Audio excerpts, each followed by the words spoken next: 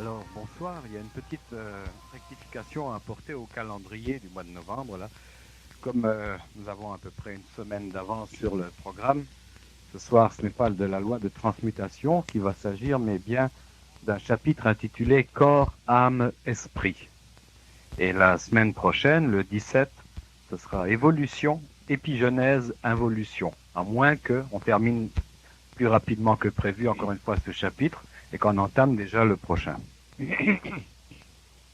Alexandre, bonsoir. Bonsoir, plaisir d'être ensemble. Alexandre, vous revenez de Québec. Ah oui, c'était assez mouvementé. Et vous avez des activités là-bas très importantes. À l'Université Laval, sous l'égide de Mme Loranger. Alors, je fais sur son enseignement des chercheurs en sciences cosmiques, qui s'emboîte parfaitement. Alors, c'est la suite logique de ce qui suit. L'enseignement qui vient de Borup, du Danemark, et ce qui vient des Cordillères des Andes. Alors, ça rentre parfaitement. C'est l'enseignement théocratique dans toute son intégrité. Et vous donnez ça chaque semaine à Québec. Tous les vendredis soirs à l'Université Laval. Il paraît qu'il y a une très grosse assistance. Oh, 5 ou 600. 5 ou 600 personnes. Ah oui. Elle est déjà bien populaire. Hein? Bon. Madame Sergerie, elle a commencé il y a quelques années. Alors, donc, c'est tout le bassin, le réservoir des sciences cosmiques. Exactement, qui est là. Oui.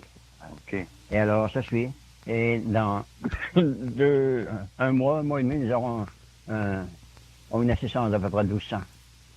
On a demandé des précisions. Ça fait plaisir à entendre. C'est une bonne assistance, 1200 personnes, ça c'est vraiment pontifié. Oui. Mais ils en sont où dans cet enseignement? Au tout début. Au tout début. Ah, on a quand même quelques mois d'avance sur eux. Oui. Ok, alors ce chapitre-là, on va, je pense, aller très lentement. Ça prendra pas mal de commentaires parce qu'il me semble qu'il y a du matériel là, beaucoup de matériel, très solide. Hein. Alors, voilà, il est dit ici. Jusqu'à présent, nous avons dit que 3 lois naturelles s'appliquent à l'être humain, assurant la continuité de sa vie et la sécurité de son environnement, à savoir les lois de précipitation, de compensation et de correspondance. Il nous faut maintenant introduire un nouveau type de continuité, la continuité d'un corps, d'une âme et d'un esprit immortel. Et la loi devant être appliquée pour accomplir l'immortalisation de cette structure trine est la loi de transmutation. Alors je vois ici que la continuité d'un corps, d'une âme et d'un esprit immortel, l'immortel est au pluriel. Est-ce que ça veut dire qu'on sous-entend l'immortalité du corps physique? Sont unifiés, n'est-ce pas? Également. Tel que le Créateur intentionnel que sa création devienne semblable à lui. Alors, la vie n'est pas temporaire, n'est pas un pèlerinage, c'est simplement une pérennité.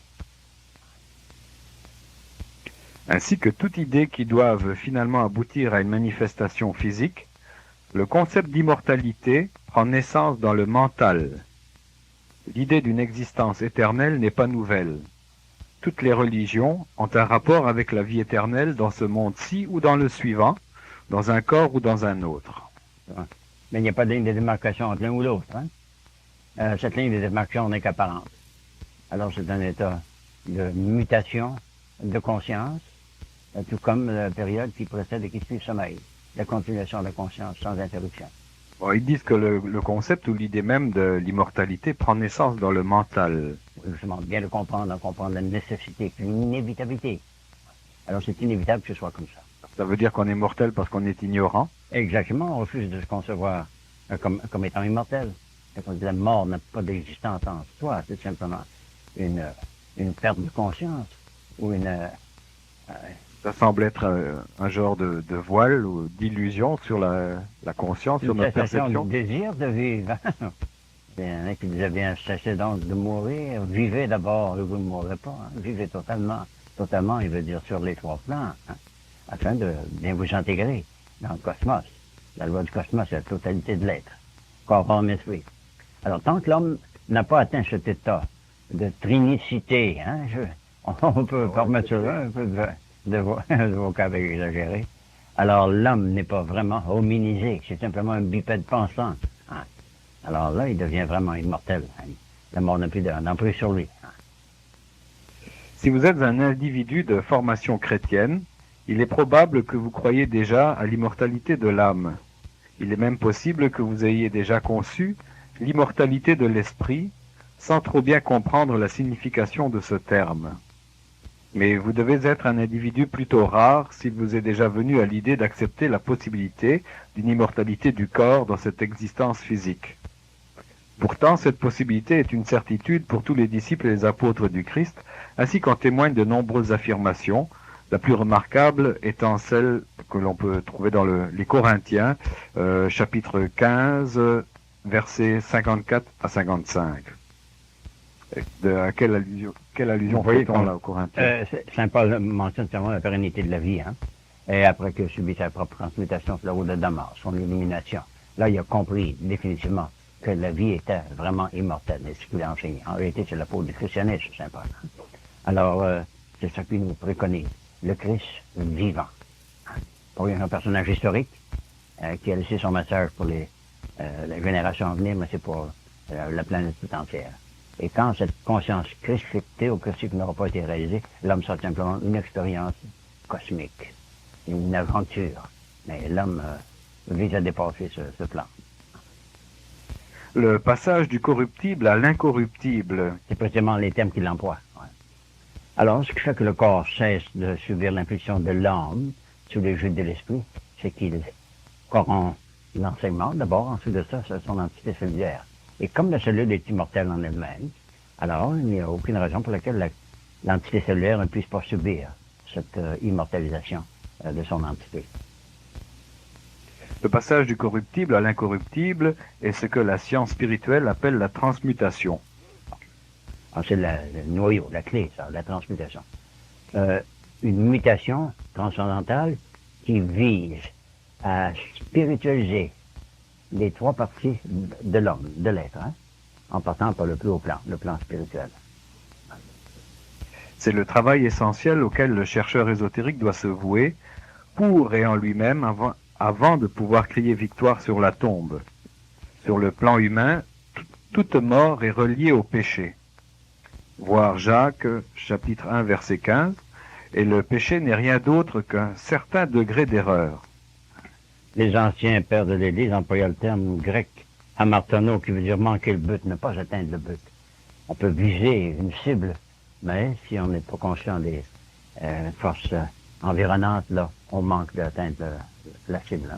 Alors le terme hamartono veut dire ne pas atteindre le but. Pour éliminer la mort, vous devez éliminer l'erreur. Et pour éliminer l'erreur, vous devez connaître ce qui est vrai. La Bible confirme que la mort ne vient pas, ni n'est le résultat de l'intervention divine d'un être suprême qui appelle vers lui ce qui lui appartient. C'est exact, ça. C'est très précis. Il n'y a pas de principe ni de concept de mort dans le cosmos. Mutation, transmutation, sublimation. Et une mutation en trinité, telle que le Créateur a voulu que ces créations soient à son image. Le premier scientifique qui a eu cette prise de conscience, là, ça a été Lavoisier, je pense. Ah, mais oui, Lavoisier est apprécié dans sa correspondance. Vous voyez le sort qu'on lui a donné. Hein? La mort de l'individu est créée par l'individu lui-même, et non par personne d'autre. Le chemin pour sortir de ce dilemme du suicide inconscient est exprimé simplement dans 2 Timothée, chapitre 1, verset 10. Il est vrai que l'Église chrétienne n'a jamais souligné le salut du corps. Cependant, le Nouveau Testament est rempli de preuves concernant cette réelle nécessité. Si vous voulez un aperçu complet de la doctrine ésotérique chrétienne en ce qui concerne cette phase de notre étude, servez-vous d'un index de la Bible et prenez toute la référence qui relie la mort au péché. Vous serez agréablement surpris de votre meilleure compréhension de l'une des plus grandes vérités de la pensée chrétienne. Alors la mort, c'est de dilapider sa vie à toutes les occasions de dispersion d'énergie, n'est-ce pas? Alors c'est de la conserver sa vie, la multiplier incessamment, tout comme font les cellules. Et les cellules, n'ayant pas de principe de mortalité, peuvent se multiplier indéfiniment. C'était prouvé non seulement par Lavoisier et tous les biologistes du temps, mais que la cellule n'a pas de principe de mort, se reproduit indéfiniment. Et l'homme étant sur le plan physique une entité cellulaire, il peut reproduire son corps indéfiniment, comme il le fait temporairement. Hein. Ainsi, la mort apparaît comme étant une création individuelle, le résultat de l'erreur se détruisant elle-même et le test suprême de son identification à la vérité. Lorsque cette union finale a été consommée, lorsque l'être humain et l'être divin sont devenus un en pensée et en but, alors on peut vraiment dire que la mort a été dissoute dans la victoire. C'est le thème que l'on emploie dans la Bible, n'est-ce pas? Par ce bref préambule à notre sujet, revoyons maintenant deux points fondamentaux que nous avons déjà abordés dans cette conception. D'abord qu'il existe une cellule unitaire appelée atome qui fonctionne dans trois états premiers de mouvement, la matière, le mental et l'esprit. Trois modes vibratoires qui sont de plus en plus accélérés. Et le deuxième suit l'impulsion du premier. Le premier vient du grand tout. Alors, puisque le grand tout, comme on l'appelle théon ou théos ou Deus, alors il est éternel. Il n'y a pas de principe de mort dans l'unicité. Alors quand l'homme est devenu unifié, alors il s'est branché sur l'immortalité. C'est inévitable. On a eu des exemples dans le passé, on en a tout autour de nous. Alors il y en aura infiniment plus dans l'avenir. La mort aura été engloutie dans la vie, dans sa totalité. Donc, premièrement, il existe une cellule unitaire appelée atome qui fonctionne dans trois états premiers de mouvement, la matière, le mental et l'esprit. Deuxièmement, que ces atomes effectuent un mouvement de mutation à travers 7 dimensions de pensée, de la substance à l'énergie, en passant par l'intelligence. On a vu ça dans le clavier cosmique un peu en détail. Oui, oui, justement. Alors, le clavier cosmique, on a une triple octave, n'est-ce pas? Alors, la pensée, résultat de la cogitation, qui elle-même part de l'esprit pur, alors pénètre tous ces 7 principes, les 7 rayons de diffusion qui sont dans la manifestation de la matière. Mais on peut remonter jusqu'à sa racine. Est-ce qu'il y a un rapport avec les 7 rayons d'Alice Bailey? Oh, définitivement, c'est pas de ça qu'elle traite, oui. Elle en traite en termes de haute métaphysique qui sont pas faciles à assimiler d'abord, mais c'est de ça qu'elle parle, les 7 rayons. L'indivisibilité de l'entière structure atomique de l'univers a déjà été avancée dans cet enseignement et elle est bien connue de la science moderne. À partir de ce qui précède, on comprend également que la matière n'est rien d'autre que de l'énergie condensée. Bon, on a bien analysé ça, n'est-ce pas? Oui. Que de la matière, c'est le grand tout dont le mode vibratoire a été ralenti. Alors, il est pondéreux, sensible à nos sens, hein? Mais la matière et l'esprit sont identiques en principe. C'est du mouvement. Et les entités de mouvement, c'est l'atome, c'est là que c'est le principe unitaire, qu'on appelle la monade, l'ego véritable. Donc la matière n'est autre que de l'énergie condensée et que l'énergie n'est rien d'autre que de la substance subtiliée. Subtilisée, oui. Ouais, rendu subtil, oui, presque imperceptible à nos sens. Mais tout de même, on l'aperçoit par ses affaires. La transmutation de la substance en énergie et de l'énergie en substance est un processus de la nature qui est maintenant confirmé par la recherche dans le domaine de la physique nucléaire. Mais cette recherche n'est pas terminée et c'est son aboutissement possible que nous allons proposer dans cette leçon. Elle a commencé, n'est-ce pas, avec la formule d'Einstein, conversion de la matière en énergie, en accélérant son mode vibratoire au carré de la vitesse de la lumière. Alors, mais les deux sont identiques. Et dès que le mode vibratoire de la matière est accéléré, il devient l'énergie spirituelle. Mais il n'a pas changé de nature. Bien que toute création provienne des atomes qui ont fondamentalement la même composition, il en découle que la modification de leur apparence, non de leur forme ou de leur structure, doit être une question de vibration, et plus précisément une question de fréquence nutationnelle. On avait déterminé ce qu'était la nutation, n'est-ce pas? Oui. Alors, ça existe dans tout. On peut la photographier. Alors, par cette nutation, on peut déterminer quel sera le mode de manifestation des éléments, quoi. Mais les éléments sont tous un à leur nature. La question qui se pose maintenant est de savoir comment il est possible de modifier cette fréquence de mutation par un effort humain. Si cette modification est possible, on doit alors pouvoir conditionner les atomes du corps physique de manière à modifier l'apparence sans changer la forme. Exactement. On a devisé plusieurs méthodes. La dernière, celle qui a circulé à travers le monde entier depuis plusieurs siècles, mais qui prédisait au tout début de l'histoire de l'homme, c'est l'alchimie. La sublimation de l'énergie dans les trois règnes de la nature en quelque chose de purement spirituel. Il s'agissait simplement de convertir quelque chose d'apparemment inerte en quelque chose de vital. Et les moyens que l'on a employés, c'était de partir avec une substance apparemment inerte, un métal, et produire un gaz horrifique qui modifiait votre propre aura. Votre aura, c'est votre entité énergétique qui vous entoure. Hein. C'est votre ego véritable. C'est l'énergie qui vous anime. Hein. Alors c'est votre champ magnétique. Ce champ magnétique-là, c'est l'énergie pure. Et l'homme est véritablement de l'énergie pure, mais engrossé dans une scaphandre, dans un mode de manifestation qui lui donne l'apparence d'inertie. Alors fondamentalement, les recherches alchimiques, est-ce que ça vise pas finalement à l'immortalité, à immortaliser des corps? Ça, c'est le but ultime de l'alchimie. Alchimiser, transmuer l'homme même. Après, il va donner la preuve en travaillant sur la matière apparemment inerte, un cinabre ou n'importe quelle autre substance. L'uranium, surtout, là, on travaille sur l'uranium, n'est-ce pas? On fait de l'énergie avec l'uranium, des piles atomiques, tout ça. Alors, on a parti avec un métal apparemment inerte, grossier. On dit ça, c'est de l'énergie. C'est une batterie d'énergie solaire qui peut remettre, une explosion dans toute la nature. Mais le chimiste fait des implosions dans sa propre nature. Si cette modification est possible, on doit alors pouvoir conditionner les atomes du corps physique de manière à modifier l'apparence sans changer la forme. En d'autres mots, il devrait être possible de produire une extension atomique du corps physique dans des plans de matière raréfiés et réaliser ainsi une pénétration des mondes situés au-delà du plan physique. En même temps, il devrait être possible de modifier la texture même du corps physique jusqu'à ce qu'il devienne virtuellement transparent dans son éthérisation. Et le corps devient un corps de lumière. On a employé le terme depuis longtemps. Alors l'homme est un être de lumière, mais dont les photons, les entités de lumière, les parcelles de luminosité ont été tellement raréfiées qu'on les prend pour de la matière inerte. Alors l'homme devient véritablement un être de lumière, mais son corps lumineux existe déjà en lui, à l'état latent ou l'état embryonnaire, l'état d'éthergie, je dirais.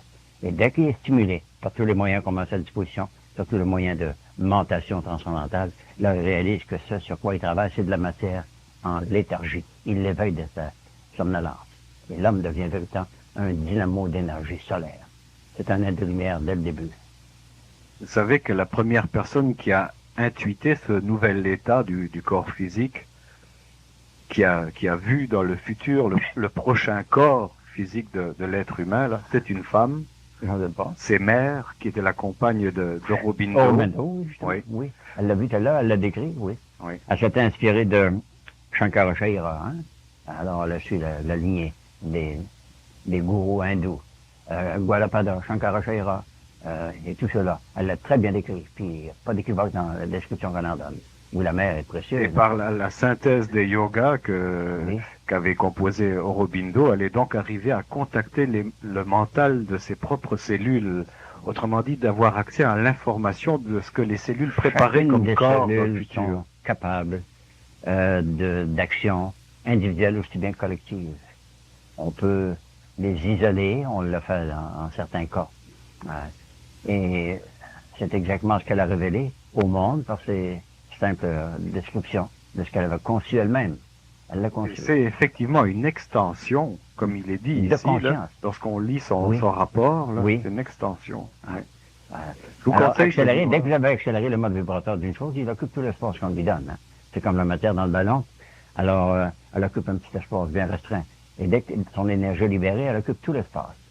Et, quand elle est invisible, on peut peser la matière invisible, impalpable, dans ce ballon, qui a la même pesanteur que lorsqu'elle était une masse apparemment inerte.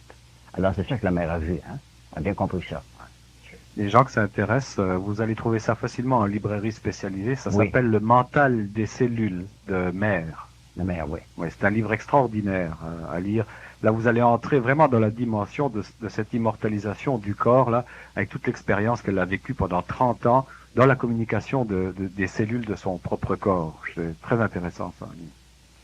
Ok, on continue. Oui, ça, on ne saurait trop le recommander, c'est précieux. Ça peut comprendre en quelques pages, on comprend, oui.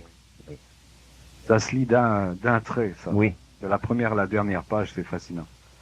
Dans le monde de l'économie, on dit que lorsqu'un homme sert, il remplit une fonction spirituelle, et lorsqu'il utilise les résultats de son service, il satisfait aux exigences de son existence matérielle. Ainsi, les vies matérielles et spirituelles de l'homme sont inséparablement reliées par un mode de vie unique. De même, dans la sphère de la perfection physique, en améliorant l'apparence du corps dense, l'homme accomplit une fonction spirituelle. Suite à cette amélioration, le corps matériel s'étend au monde spirituel. Imaginez-vous la transformation qui se ferait si l'homme était toujours conscient de cette exaltation qu'il subit quand il aime. Et j'emploie le terme dans sa totalité. C'est une transformation, c'est une transcendance de conscience, n'est-ce pas? Alors si cette conscience, transcendance de conscience, cette exaltation est coutumière, est quotidienne, alors voyez-vous le mode de vie que l'homme pourra vivre, toujours conscient de l'exaltation que produit l'amour, dans la totalité de son être. Alors, en ça, transsublimation ultime, il est conscient de cette énergie à travers tout son organisme. Là, il est vraiment immortalisé. Vous pouvez m'excuser, Lorsqu'on fait allusion à l'extension de cette conscience, ça me fait penser à un passage du livre de Pierre Bishop, La vie après la mort, où il dit que l'homme de demain n'ira pas vers les étoiles, mais ce sont les étoiles qui viendront à sa conscience. Est-ce que c'est ça qu'il veut dire, en fait? Exactement, parce que les étoiles, les planètes, si vous voulez, elles sont des plans de conscience, ce ne sont pas des masses de matière. Il pourra donc les visiter sans se déplacer lui-même. C'est ça qu'il veut dire. Recevoir leur énergie. Recevoir leur énergie. Entrer en contact avec la conscience de ces plans-là. Et justement, nous le sommes déjà, mais à notre insu. Là, il sera vraiment conscient. Pareil comme quand vous faites les méditations sur le soleil, au lever du soleil, vous êtes conscient du soleil dans votre propre plexus solaire. Vous le sentez, n'est-ce pas? Alors, tous ces plans de conscience qui nous entourent, appelez-le par les noms astronomiques, si vous voulez, ça n'a pas d'importance. Ce sont des êtres, des grands êtres. Et ils sont en contact avec nous. Ils nous surveillent, ils nous guident. C'est eux qui sont notre vie. Alors, on puise notre énergie d'eux, à notre insu. Donc, de même, dans la sphère de la perfection physique, en améliorant l'apparence du corps dense, l'homme accomplit une fonction spirituelle. Suite à cette amélioration, le corps matériel s'étend au monde spirituel. Cependant, il est encore matériel dans le sens qu'il est constitué d'une substance atomique, le seul changement provenant de la raréfaction de l'atome. L'idée ancienne que nous allons d'un monde au suivant, d'un corps à un autre, n'est pas exacte. Il est un aspect de cette vieille idéologie que nous devons désapprendre. Il n'y a qu'un seul monde et qu'un seul corps. Il s'agit d'un problème d'extension et non de migration. Non, l'extension, précisément. L'extension de conscience, c'est le but de la vie, c'est le destin de tout homme. Une extension, une expansion et une extension pour former le tout. Donc, si on avait un degré de conscience absolue, on pourrait être présent à la fois sur la tous les conscience plans cosmique, et pour l'atteindre, on préconise l'éveil de la conscience christique. C'est pour ça que l'on a pris la nomenclature de conscience christique. Le Christ avait cette conscience-là lorsqu'il parlait de son Père, etc. Exactement. Ouais. Le Père est omnilatent, partout présent. Il avait donc accès à la conscience absolue. Oui. Ouais. C'est ça qui a fait sa grandeur. En effet. Cette leçon cherche à montrer qu'une santé à toute épreuve est une vie sans douleur et le résultat d'un développement systémique qui fait intervenir une augmentation du taux vibratoire du corps entier. Si vous désirez vraiment non seulement une bonne santé et une vie sans souffrance, mais aussi que votre beauté soit le reflet de la nature divine de votre âme, vous ne devez pas chercher la solution à vos imperfections dans quelque panacée qui n'agira que sur la partie et non sur le tout. Nous le répétons, la solution à votre problème de santé ne se trouve pas dans les coins apportés à quelque partie du corps, car il n'existe pas de partie. En ajoutant les organes du corps aux autres éléments de l'anatomie, nous n'obtenons pas un corps capable de vivre. Ce véhicule que nous appelons le corps ne peut vivre que s'il existe une coordination des fonctions, dont la réalité assure un fonctionnement du mécanisme en tant que tout unifié. Alors le corps est un tout, il fait partie du grand tout également. Il puise son énergie dans le tout, et quand il s'est branché sur le tout, alors il est invulnérable et indestructible. C'est là qu'il mène à l'immortalité. C'est dans ce sens-là que l'on voit le terme immortel. Il est indestructible parce qu'il puise toujours l'énergie. L'énergie est toujours environnante. On n'a qu'à y puiser. J'essaie de faire une analogie par rapport à la fonction de l'homme sur la Terre, ou même simplement de la Terre par rapport analogiquement avec les autres planètes, les autres systèmes de vie. Est-ce qu'on ne serait pas, nous, sur cette Terre-là aussi, une petite cellule qui devrait Nous prendre sommes, conscience des autres cellules? justement, nous en devenons conscients, mais nous avons une fonction à remplir aussi, n'est-ce pas? Alors, nous sommes le creuset de l'univers, mais nous avons une fonction à remplir. Alors, nous sommes un plan de conscience. Alors, dès que l'harmonisation a été établie entre ce grand tout, tous ces plans de conscience, par le biais de l'énergie solaire ou l'énergie christique, alors le grand tout est unifié. Alors, l'homme n'est pas séparé, il n'est pas isolé. Il vraiment fait partie du grand tout. Et il puise l'énergie du grand tout, incessamment. En conservant à l'esprit la nécessité d'insister sur la fonction plutôt que sur la partie, reprenons nos considérations sur l'atome. Cette petite parcelle d'essence cosmique contient à l'intérieur d'elle-même trois opérations vitales: attraction, répulsion et équilibre. On appelle le proton, le neutron, l'électron. Étant chargé positivement, le proton se repousse lui-même. Mais associé à un électron qui a une charge négative, il attire. Le neutron, qui possède à la fois la charge de l'électron et du proton, équilibre la combinaison et assure sa préservation. C'est la fusion des deux éléments en opposition ou en antagonisme, le positif et le négatif. Le passif et l'actif, le mâle et la femelle, hein, pour aller sur le plan purement hormonal. Alors, le forme un tout par la fusion des deux qui forment la trinité originelle. On peut rien retrancher de ça, on peut rien enlever. Non. Parce que si, par analogie, je pourrais dire que l'attraction, ça équivaut à la sympathie, la répulsion à l'antipathie. Exactement, oui, oui. Mais ce qui assurerait l'équilibre, ce serait un amour inconditionnel. Justement, oui, C'est- altruistique. Oui. Oui. L'atome est le plus petit élément tripolaire de l'essence de vie. C'est la semence à partir de laquelle toute forme de vie se génère, du plus petit au plus grand, de la motte de terre à Dieu.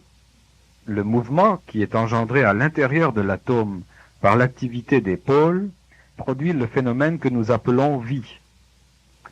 Ah bon, la vie, c'est simplement le mouvement, la vibration autogénérée. Par la combinaison des trois et l'équilibre entre le positif et le négatif, ou le passif et l'actif.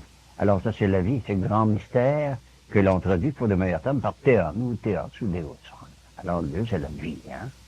Alors quand on interprète comme ça, au lieu d'un terme anthropomorphique, alors on sait ce qu'est le grand tout, qui est la vie, qui doit nous saturer sur les trois plans. Je ne sais plus qui a dit que la vie est, que Dieu était à la fois mouvement et repos. Qu'est-ce que c'est qu'il aurait voulu dire par là? C'est Repos, difficile à concevoir oui, pour le mental, ça. Ben, si je prends la vieille analogie qui est un peu grossière, mais tout de même, elle s'applique bien.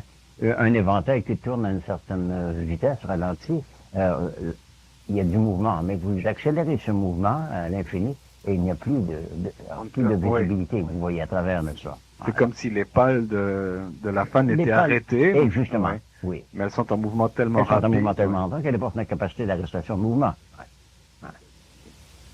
Il n'existe pas d'autre vie que les résultats produits par l'échange d'énergie entre les pôles de l'atome triunitaire. Ainsi, chaque atome est vivant. Il vit parce qu'il possède en lui-même la puissance du mouvement. Et notre corps tout entier et ses cellules sont composées de millions, billions d'atomes qui ont chacun une conscience individuelle, lesquels, quand ils sont unifiés, forment un grand champ magnétique indestructible et qui se reproduit indéfiniment, quel que soit le plan de manifestation, sur le plan physique, aussi bien que sur le plan mental ou sur le plan spirituel. Alors la progression et la prolifération de cette énergie se continue incessamment. C'est ça que l'immortalité implique. Prolifération de vie sur les trois plans. Pareil comme progression de la conscience à partir du moment d'éveil corporel à le moment de sommeil physique. La conscience de l'atome existe incessamment. On a fait des expériences avec des yogis tibétains qui étaient conscients dans leur sommeil. Oh oui, oui, oui, oui. Ah oui, non seulement avec ces encéphalographes, mais aussi bien d'autres méthodes qu'on a employées. Ce sont ça fait déjà longtemps qu'on fait ça à Agra et à Benares aussi. Alors, conscient de leur sommeil, puis relater exactement le mode de vie qu'ils vivaient dans cet état d'esprit. Et c'est servant du biais de la conscience objective, relater une vie transcérébrale. C'est une vie de développement transcérébral, au-delà du cerveau. C'est ça qu'on appelle la pensée transcendantale. Pensée sans l'aide proprement dit du cerveau. Ainsi donc, chaque atome est vivant. Il vit parce qu'il possède en lui-même la puissance du mouvement. Le degré et la qualité du mouvement déterminent le type de vie qui sera manifesté. L'essence de vie est un autre mot pour action atomique. Jusqu'à présent, nous avons appris que l'univers, avec 7 états de vibration, est entièrement composé d'atomes en mouvement. Certains ont une vibration si lente que le résultat en est une substance solide. D'autres vibrent si rapidement que seule l'énergie est perceptible. Étant donné que ces atomes sont en mouvement et que le mouvement implique la vie, il s'ensuit que les différents plans de l'univers ne sont que des prolongements locaux de l'essence de vie. Il s'agit là pour nous d'une vérité. On en a l'exemple, n'est-ce pas, dans les 3 états de matière, de manifestation du solide, liquide et gazeux, tel qu'un bloc de glace et de la vapeur, ou bien de l'eau, tout simplement. C'est la même constitution moléculaire, les atomes d'hydrogène, d'oxygène, les 3 modes de manifestation sont différents. Et semblablement, les cellules du corps, qui présentement se manifestent sous forme d'énergie localisée, peuvent avoir une énergie totalisée, et qui s'étendent dans les 3 autres plans, dans les 3 autres plans de conscience. C'est le cas des yogas, il y en a eu plusieurs. Yoga Soir, par exemple, qui a constaté que c'était simplement un mode de manifestation de l'énergie cellulaire qui dépassait les périphéries du corps humain, et qu'il y avait un mode de conscience qui pouvait se manifester par le cerveau. Bien que toute vie soit une, dans la mesure où elle est constituée de la même essence primordiale, il est possible de la différencier en vagues de vibration ou vagues de vie. Chacune de ces vagues de vie prolonge le principe de vie dans une dimension particulière qui permet l'utilisation d'un moyen d'expression. Ce moyen d'expression est ordinairement appelé un plan, ce qui veut dire un niveau de fonctionnement ou un degré de mouvement. Exactement.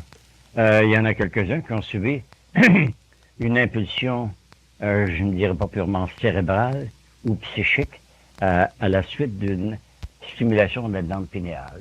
Ils nous ont révélé, à 3 en particulier, que depuis que ces glandes, avec l'autre qui s'y attache, la petite air, ont été éveillées, ils rêvent consciemment.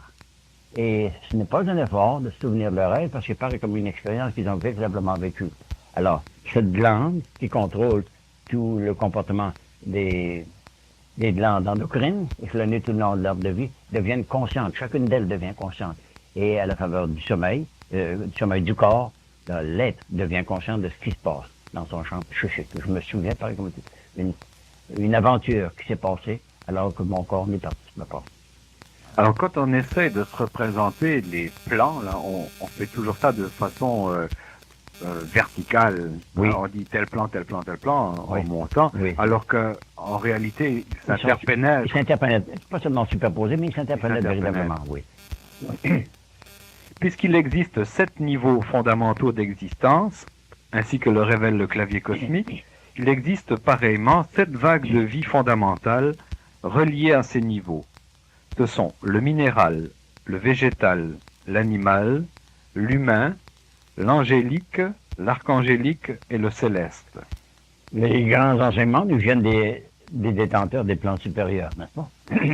Dire que ce sont des êtres célestes, des êtres venus d'ailleurs, mais ils sont encore parmi nous. Alors, il y en a encore atteint cet état-là.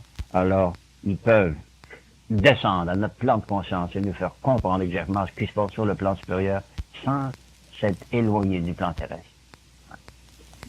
Dans cette description, l'être humain est encore une fois placé en 4e position sur une échelle de 7. Donc, il est encore une fois à équidistance. Oui.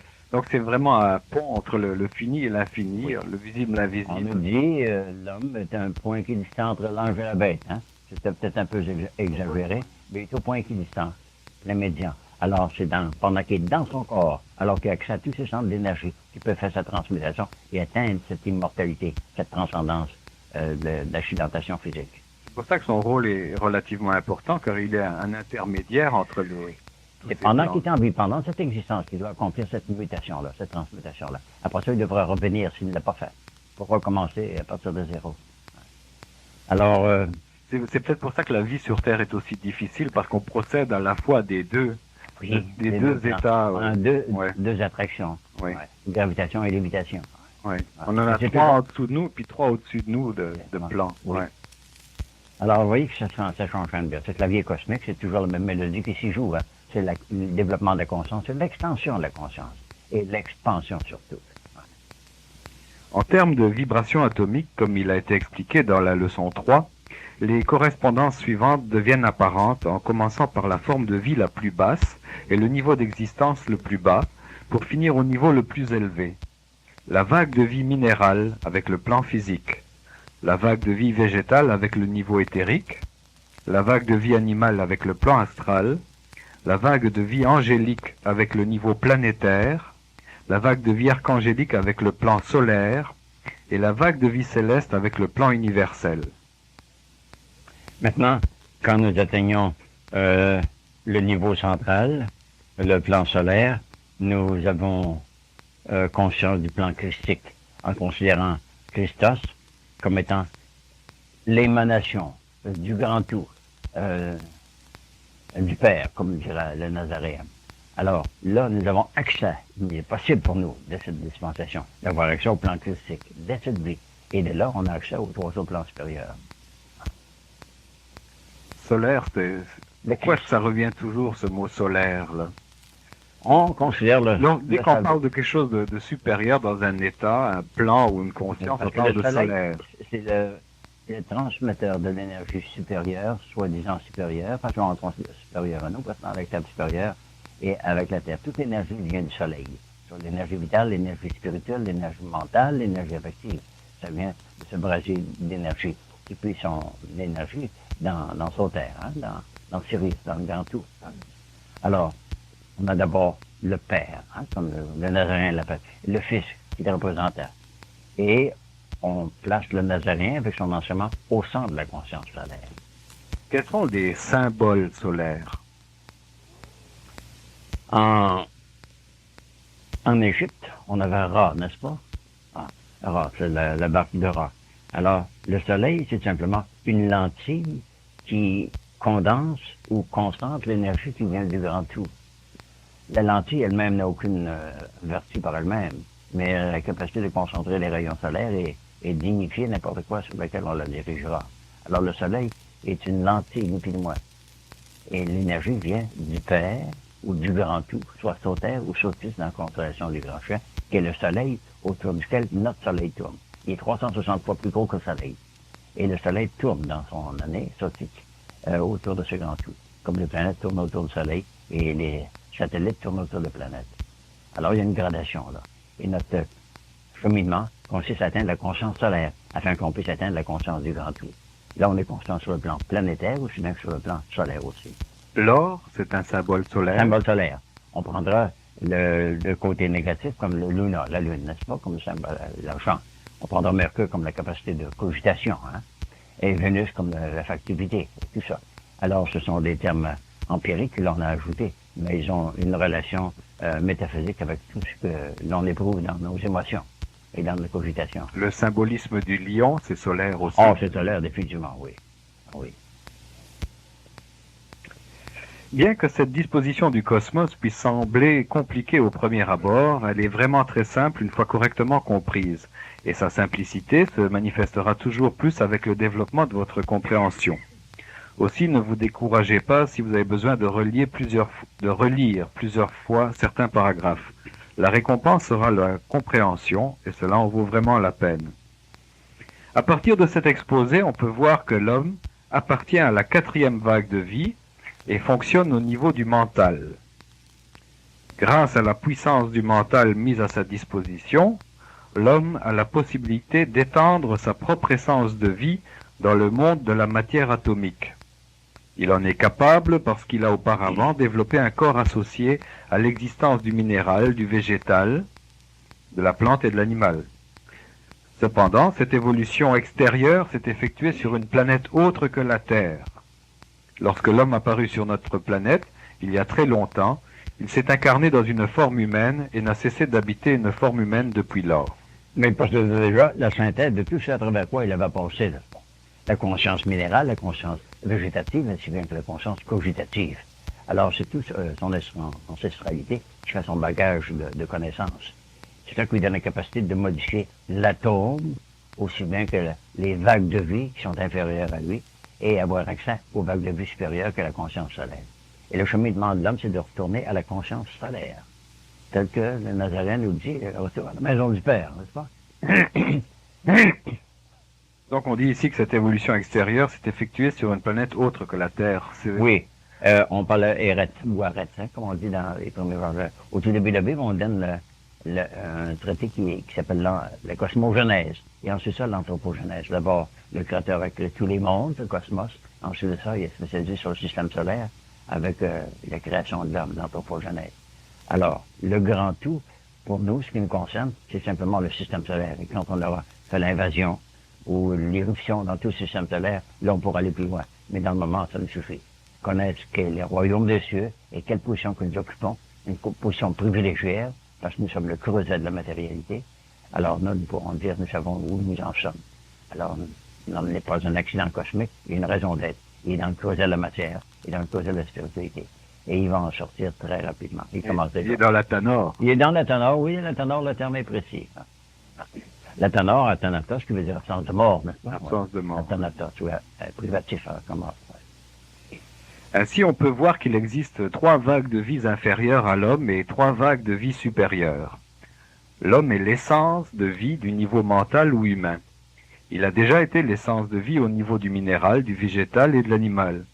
Un jour, il sera la vie des niveaux angéliques, archangéliques et célestes. Cependant, il se trouve actuellement au niveau humain et demeurera tel jusqu'à ce qu'il aboutisse à la perfection du maître.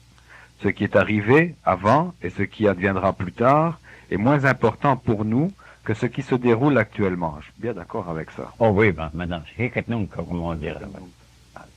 Ici maintenant.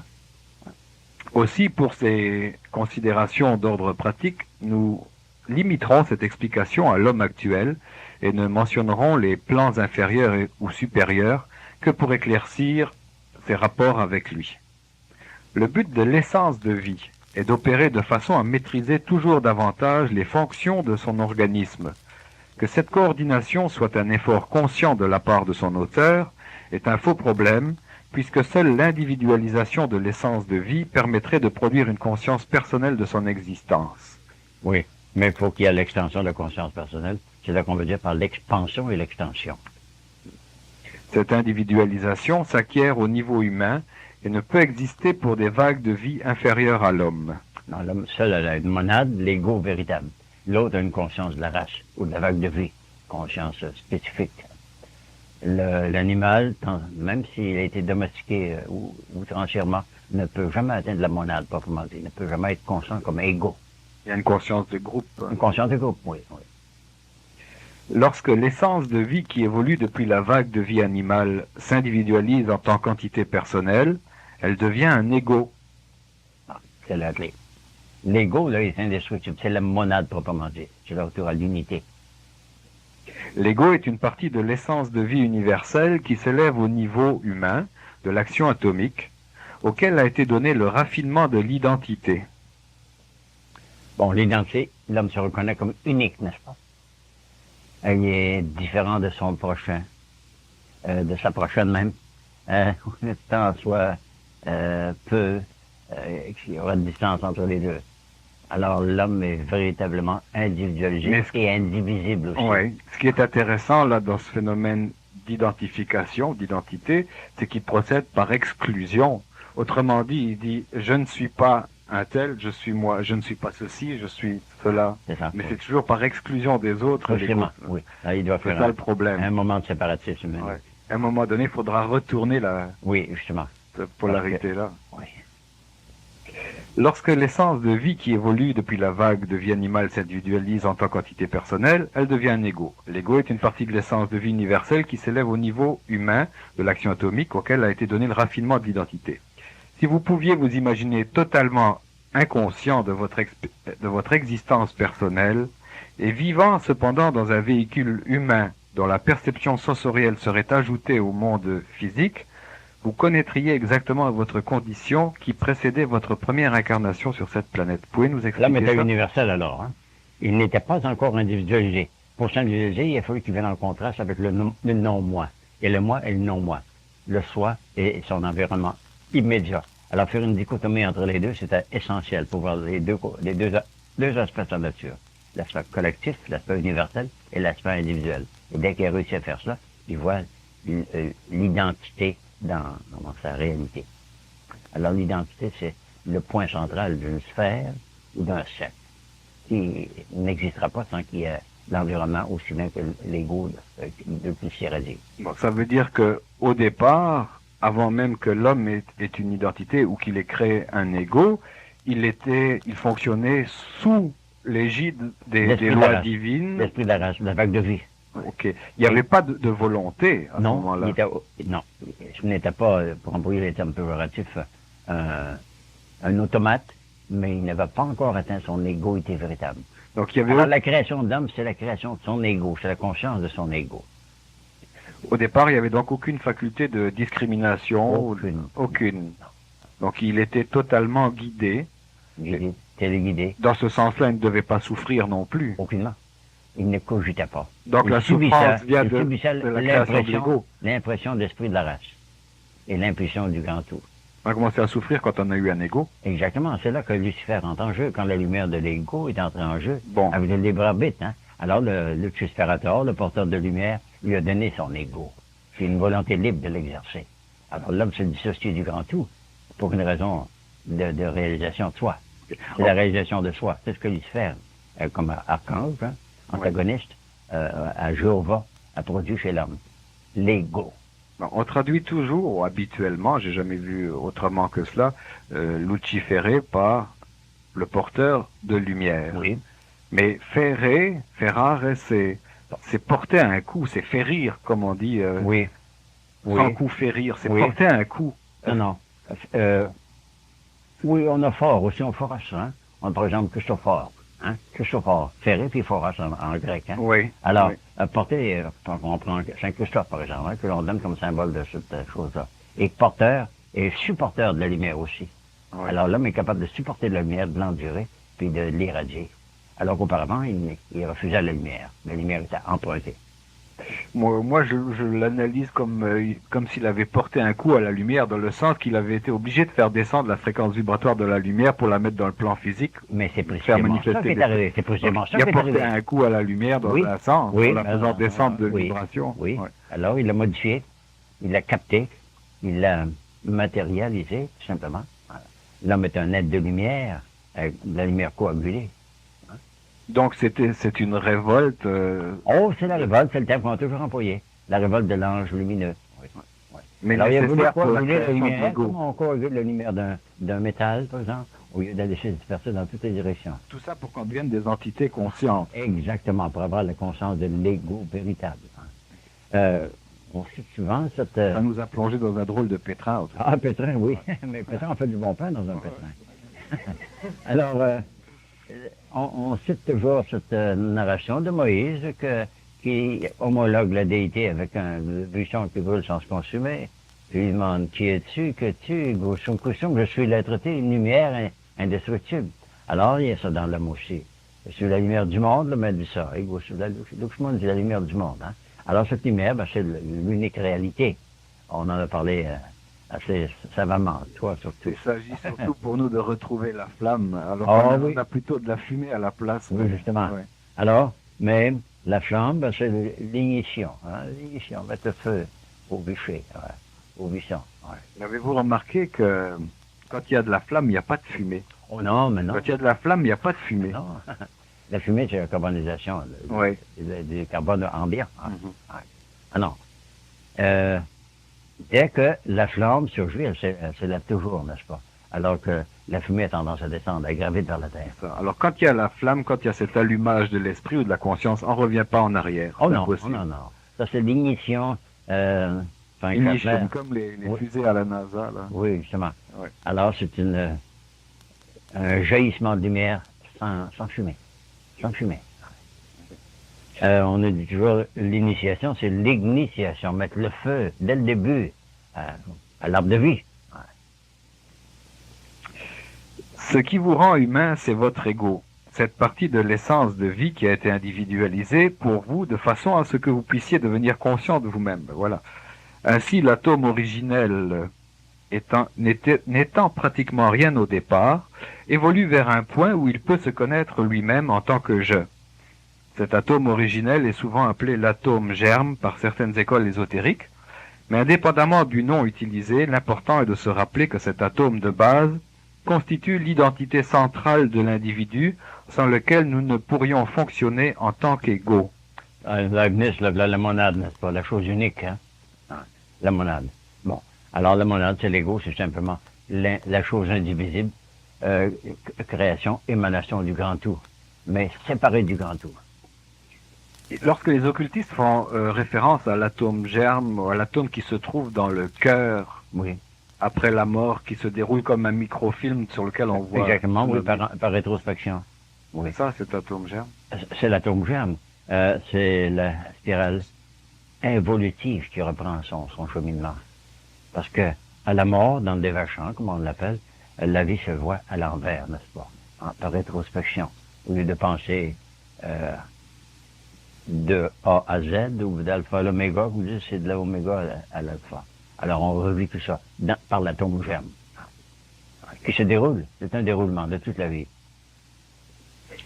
Un ego est ce qu'il est parce qu'il possède la conscience du soi. Cette soi-conscience amène l'homme vers la grande tentation de se placer au-dessus des autres soi, c'est-à-dire au-dessus de tous les autres égos qui, comme lui, ont été individualisés. C'est ici que l'individu se considère comme un élément séparé de l'univers, alors qu'en vérité il n'est que la même vie qu'il a toujours été. Il est un avec tous les autres individus, constitué de la même essence de vie, et ne deviendra jamais quelque chose sans que cela soit possible avec tous ses semblables. Dès que l'ego est suffisamment enfermé pour réaliser son identité, il réalise automatiquement que la même chose s'applique à chacun de ses confrères, de ses congénères. Alors il réalise le grand tout, là, qu'il n'est pas un individu, une chose individuée, mais une chose indivisible, qui fait une distinction. Hein. Alors il fait partie d'un grand tout. C'est comme le doigt n'a pas d'autonomie par soi-même. Il fait partie de la main, etc. Donc on voit toute l'histoire du fils prodigue qui quitte la famille, la maison, s'individualise et revient dans la famille. Précisément, oui. C'est l'enseignement que le maître voulait nous donner par ce retour dans la maison du Père. En résumé, l'homme peut se conditionner lui-même, renforcer ses qualités, raffiner ses manières, accroître son talent, élargir son champ d'expérience, se maîtriser lui-même et son environnement, mais il demeure un homme dans sa forme humaine, avec ses limites, et ne peut changer vraiment, sinon l'apparence qu'il offre aux autres. Mais seulement, il y aura toujours l'essence, qui, en dépit des apparences, l'ennoblit, le magnifie et le rend capable d'exercer une influence toujours de plus en plus bienfaisante. C'est son destin de servir. Hein? Alors, il existe, il a affirmé son individualité afin de servir plus efficacement. Alors, c'est le but de tout homme, c'est sa fonction, de servir. Alors, de coopérer, collaborer avec le Créateur pour poursuivre la création. L'individualisation de l'homme le conduit à la conscience de son corps et qu'il est possible de le contrôler par le mental.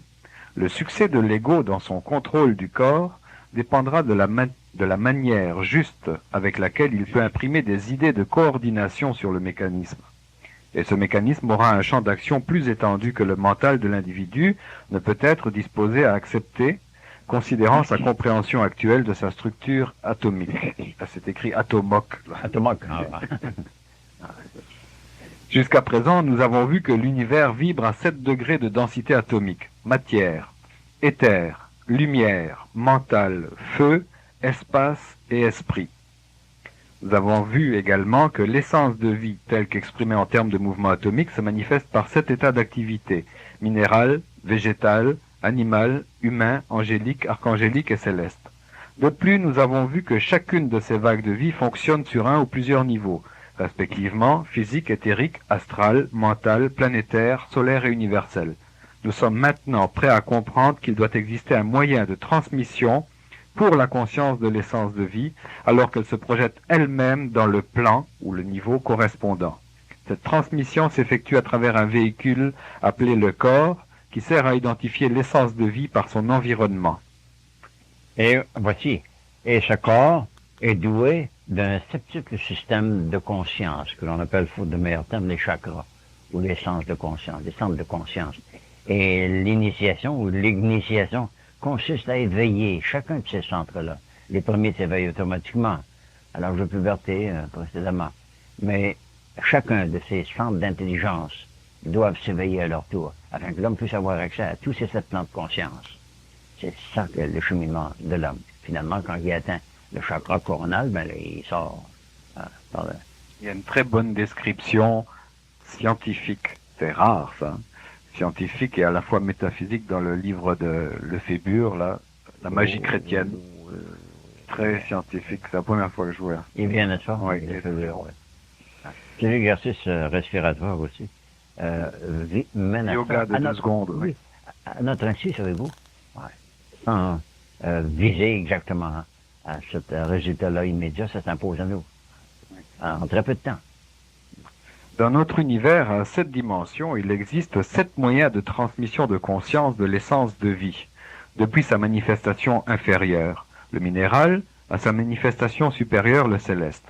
Qu'une vague de vie puisse utiliser un corps autre que celui qui correspond directement au plan sur lequel elle fonctionne ne peut être déterminé que par les conditions inhérentes à la nature particulière du processus évolutif concerné. Ces particularités seraient indiquées partout où il est nécessaire d'expliquer les conditions influençant l'évolution humaine. Les 7 corps qui transmettent la conscience des 7 plans sont les corps physiques, vital, astral, mental, planétaire, solaire et universel. Bien qu'il soit nécessaire de particulariser ces corps dans le but de les identifier avec les plans correspondants, on doit se souvenir que ces corps, comme les plans eux-mêmes, sont des prolongements atomiques les uns des autres. Nous l'avons tous en nous-mêmes, présentement. Ils sont en état de léthargie, mais tous doivent se développer, s'acquérir, éventuellement. De même qu'un plan se fond dans le suivant, tandis que sa vibration atomique augmente, ainsi un corps se fond dans le suivant de la même manière. Et de même qu'il existe une ligne de démarcation invisible entre les vagues de vie entre les dimensions, il existe également une ligne de démarcation entre les différents véhicules utilisés par l'homme. Oui, cette ligne de démarcation n'est qu'apparente, cependant. C'est comme les différentes notes de la gamme musicale ou les différentes couleurs du spectre solaire. Elles forment un tout, une lumière blanche sans coloration. Et la musique des sphères n'est pas chromatique. Hein? Alors la démarcation n'est qu'apparente. C'est nous, par les efforts que l'on doit faire pour constater le changement qui se fait dans notre conscience, qui établissons les distinctions. Par exemple, le plan de sommeil et le plan d'éveil, il n'y a pas de ligne de démarcation. Hein? La conscience Ce sont des états altérés de la même conscience. De la même conscience, oui. Penser sans l'usage du corps ou de la cérébration. Vous éprouvez des émotions, tout comme si vous étiez en contact avec la matière. Les mêmes émotions. C'est un état d'esprit, un état de conscience qui est septuple. Et on peut les atteindre tous les 7. C'est notre devoir, c'est notre destin de les atteindre tous les 7. Avec quelques mois d'avance sur... Muladhara, Svadhisthana, Manipura, Vishuddha, Aina et Sahasrara. Sahasrara. La couronne.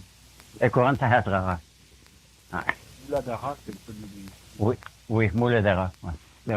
Ça correspond avec les... On a ici la représentation symbolique et localisée des chakras sur le corps, donc les centres de force. Alors, Alexandre Lachance, là, au bénéfice de ceux qui écouteront la cassette, est-ce que vous pouvez nous donner les noms hindous des chakras en commençant par le bas? Muladhara, le chakra racine, dans la zone génitale. Ensuite ça, Svadhisthana, Manipura, Vishuddha, Aina et Sahasrara. Faut le faire. En endocrinologie, on a des noms différents. On est glandes endocrines, comme on dit. Hein. Donc chaque chakra est relié à une glande endocrine. Exactement. Ah oui. Ils sont étudiants en endocrinologie, ah oui. On parlait de solaire tout à l'heure. Le plexus solaire a son chakra aussi. Oh, définitivement, oui. Il est sur le foie, lui, Et sur la paraît-il. foi, oui. Ouais. À proximité du foie. Et lorsqu'on voit le Christ rayonnant, là, avec la flamme qui sort de son cœur, là, Oui, de elle est Sacré-Cœur. localisée, la base, sur le foie, si on Oui. regarde bien. C'est donc le Le chakra du Sacré-Cœur. cœur. Le chakra du cœur, oui. Ouais. On appelle ça l'Agnus Dei, le feu divin. Agnus dans le sens de Agni, n'est-ce pas? Dei de Dieu. Feu de Dieu, feu divin. Oh, quand nous étions à la confirmation, on nous donnait un petit scapulaire qui avait la forme d'un cœur, mais ce cœur-là était en feu, n'est-ce pas? Alors, ça voulait dire symboliquement que le feu ne doit pas rester, disons-le, dans la zone génitale. Il faut qu'il monte dans la zone sacrale, au cardiaque. Hein? Alors, le feu du cœur, c'est l'Agnus Dei, le feu divin, quoi. Alors, le feu devient déifique. Agnus Dei quitolis peccata mundi. Exactement, oui, oui. C'est ça, C'est c'est ça. le feu qui efface les péchés du monde. Qui efface le péché de Le chakra. Oui, c'est le chakra. Ouais. Ah, c'est le chakra cardiaque. C'est la voie du cœur, hein? Ouais, la voie du cœur. Et on voit que lorsque le chakra de la couronne est ouvert, là au sommet donc de la tête, c'est comme s'il y avait une antenne qui permettait de sonder tout le cosmos, là, d'après la Exactement. représentation, L'ouverture. à 360 degrés. Oui. Oui. Ah oui. Alors là, c'est la couronne, le chakra de la couronne. Et si on regarde bien dans la disposition même du poster, là, qui est une œuvre d'artiste là, unique, Oui, belle, n'est-ce on pas? voit que l'homme en méditation forme un triangle et il y a un autre triangle entrecroisé dedans. Alors, c'est simplement l'incarnation. Il y a l'incarnation. Ça symbolise quoi, cette étoile, ces deux triangles entrelacés? L'étoile de David. Ouais, l'étoile de David. Le mystère de l'incarnation et de la rédemption. C'est l'homme tourné Le vers triangle Dieu, ascendant, la rédemption. l'homme tourné vers Dieu et Dieu tourné vers l'homme. Exactement, l'homme s'incarne. Hein? Et Dieu, c'est-à-dire Dieu s'incarne et l'homme se déifie. Ouais. Ah, c'est bien symbolique ça, c'est précieux ça. Je les ai fait faire parce qu'on n'en trouvait pas. Ah bon? Ah, ça me fait horreur, Je ces veux choses. dire, on n'est jamais si bien servi que par soi-même. J'ai fait le modèle pour un peintre, il m'en a fait un grand tableau, puis ensuite de quoi j'ai fait faire le tirage de ces petits posters. Parce qu'on trouve pas ces informations sur les chakras, c'est très difficile. C'est pour ça que je mentionnais le livre du docteur Lefébure, c'est un des Il seuls est qui en précieux, parle oh oui. en détail. Alors, Lefébure, c'est pareil, quasiment tous ses livres sont épuisés aujourd'hui en librairie. Moi, j'en ai racheté, j'ai racheté 3 titres à plusieurs exemplaires. Il y a donc la magie chrétienne, Ah. où il parle des chakras. Il y a le yoga de 2 secondes, qu'on appelle aussi l'initiation Pietro, et qui concerne justement les exercices d'éveil de la glande pinéale, puis toutes ces justement, choses-là. oui. Alors, nous commençons objectivement en irritant justement la surface cutanée, mais ça pénètre toujours dans l'os crânien. Et en très peu de temps, si les gens procèdent à faire cet exercice de respiration bilatérale des deux narines, là, on voit que cette glande-là est vraiment active, parce que vous sentez votre cœur battre ici, véritablement. Alors, C'est ce qu'on appelle le chakra frontal. le chakra frontal, oui, Aina. Hein. Oui, donne le nom, Aina, oui. Non. Mais Aina. pour, Là, il y a omniscient. pour la masse de l'humanité, là, dans son développement, on dit qu'aujourd'hui, l'humanité prochaine, ou future, très proche, on sera à développer le chakra de la gorge. Oui, oui, sur le chakra créateur. Ça, c'est C'est-à-dire le que verbe. les autres chakras sont ouverts, mais celui-ci, il ne l'est pas encore ou sur le point de l'être. Non, c'est là qu'on enseigne des espèces de phonèmes. On a des phosphènes, il y a des phonèmes aussi, des sons, qui ne sont pas exactement gusturaux, sont plutôt laryngiaux, hein, les sons du larynx. Alors, c'est une vibration du larynx avec l'épiglotte. Et là, vous sentez que ce chakra-là s'ouvre. Et vous sentez, non seulement vous sentez une vibration, mais vous sentez exalté tout autour de la tête. Et finalement, Aina s'ouvre, et Sahasrara, ça s'ouvre également. Hein. Et ça porte toujours de Mooladhara, hein, ça porte toujours du bas. Hein. C'est la montée, comme on dit vulgairement, du Kundalini. Alors cette énergie-là monte jusqu'au chakra de la couronne à travers des canaux Oui, c'est éthériques. Kéter, c'est ce qu'on appelle la Kabbale, le Kéter, la couronne, n'est-ce pas? Ouais. Le Quel- chakra coronal. Quel nom portent les canaux qui véhiculent l'énergie? Les nadis. On les appelle les nadis. Ouais. Oui, des nadis. Ils ont un nom, chacun? Non, il y en a 166. Que l'anatomie tantrique a donné une nomenclature. 166, il y en a peut-être plus, mais c'est déjà assez pour une bonne nomenclature. Et l'énergie en elle-même s'appelle Kundalini. Pour Kundalini, les hindous. le serpent levé, hein. Serpent levé. Parce qu'à la base du dorsale, il y a un nerf, ou un nerf. C'est de la matière nerveuse, c'est plutôt un liquide rachidien qui circule en double spirale comme ça. Et ça monte. Toujours à travers la double spirale ascendante, hein, à chaque côté deux nerfs qu'on appelle Ida et Pingala. C'est ça. Ida et Pingala. Et au centre, on a Sujumana, ou Sujumana, comme on dit des fois. Alors, au centre de l'épine dorsale, quand l'énergie monte directement par le centre, pas directement. Elle arrête au cœur, elle vous rend ému. Ému, très ému. Et aimant aussi. Hein. Alors, l'émotion vient de l'amorisation. Alors, vous la sentez ici, et à la gorge. La gorge est très, très puissante. Et finalement, ici, pour jaillir au-dessus de la tête, par la couronne quéquétaire. Mais ces choses-là ne sont pas une exclusivité des orientaux. Il y a dans un ésotérisme chrétien, lorsqu'on parle du serpent, c'est de cette énergie. Deschanel, le père Deschanel, je crois qu'il a écrit le yoga chrétien.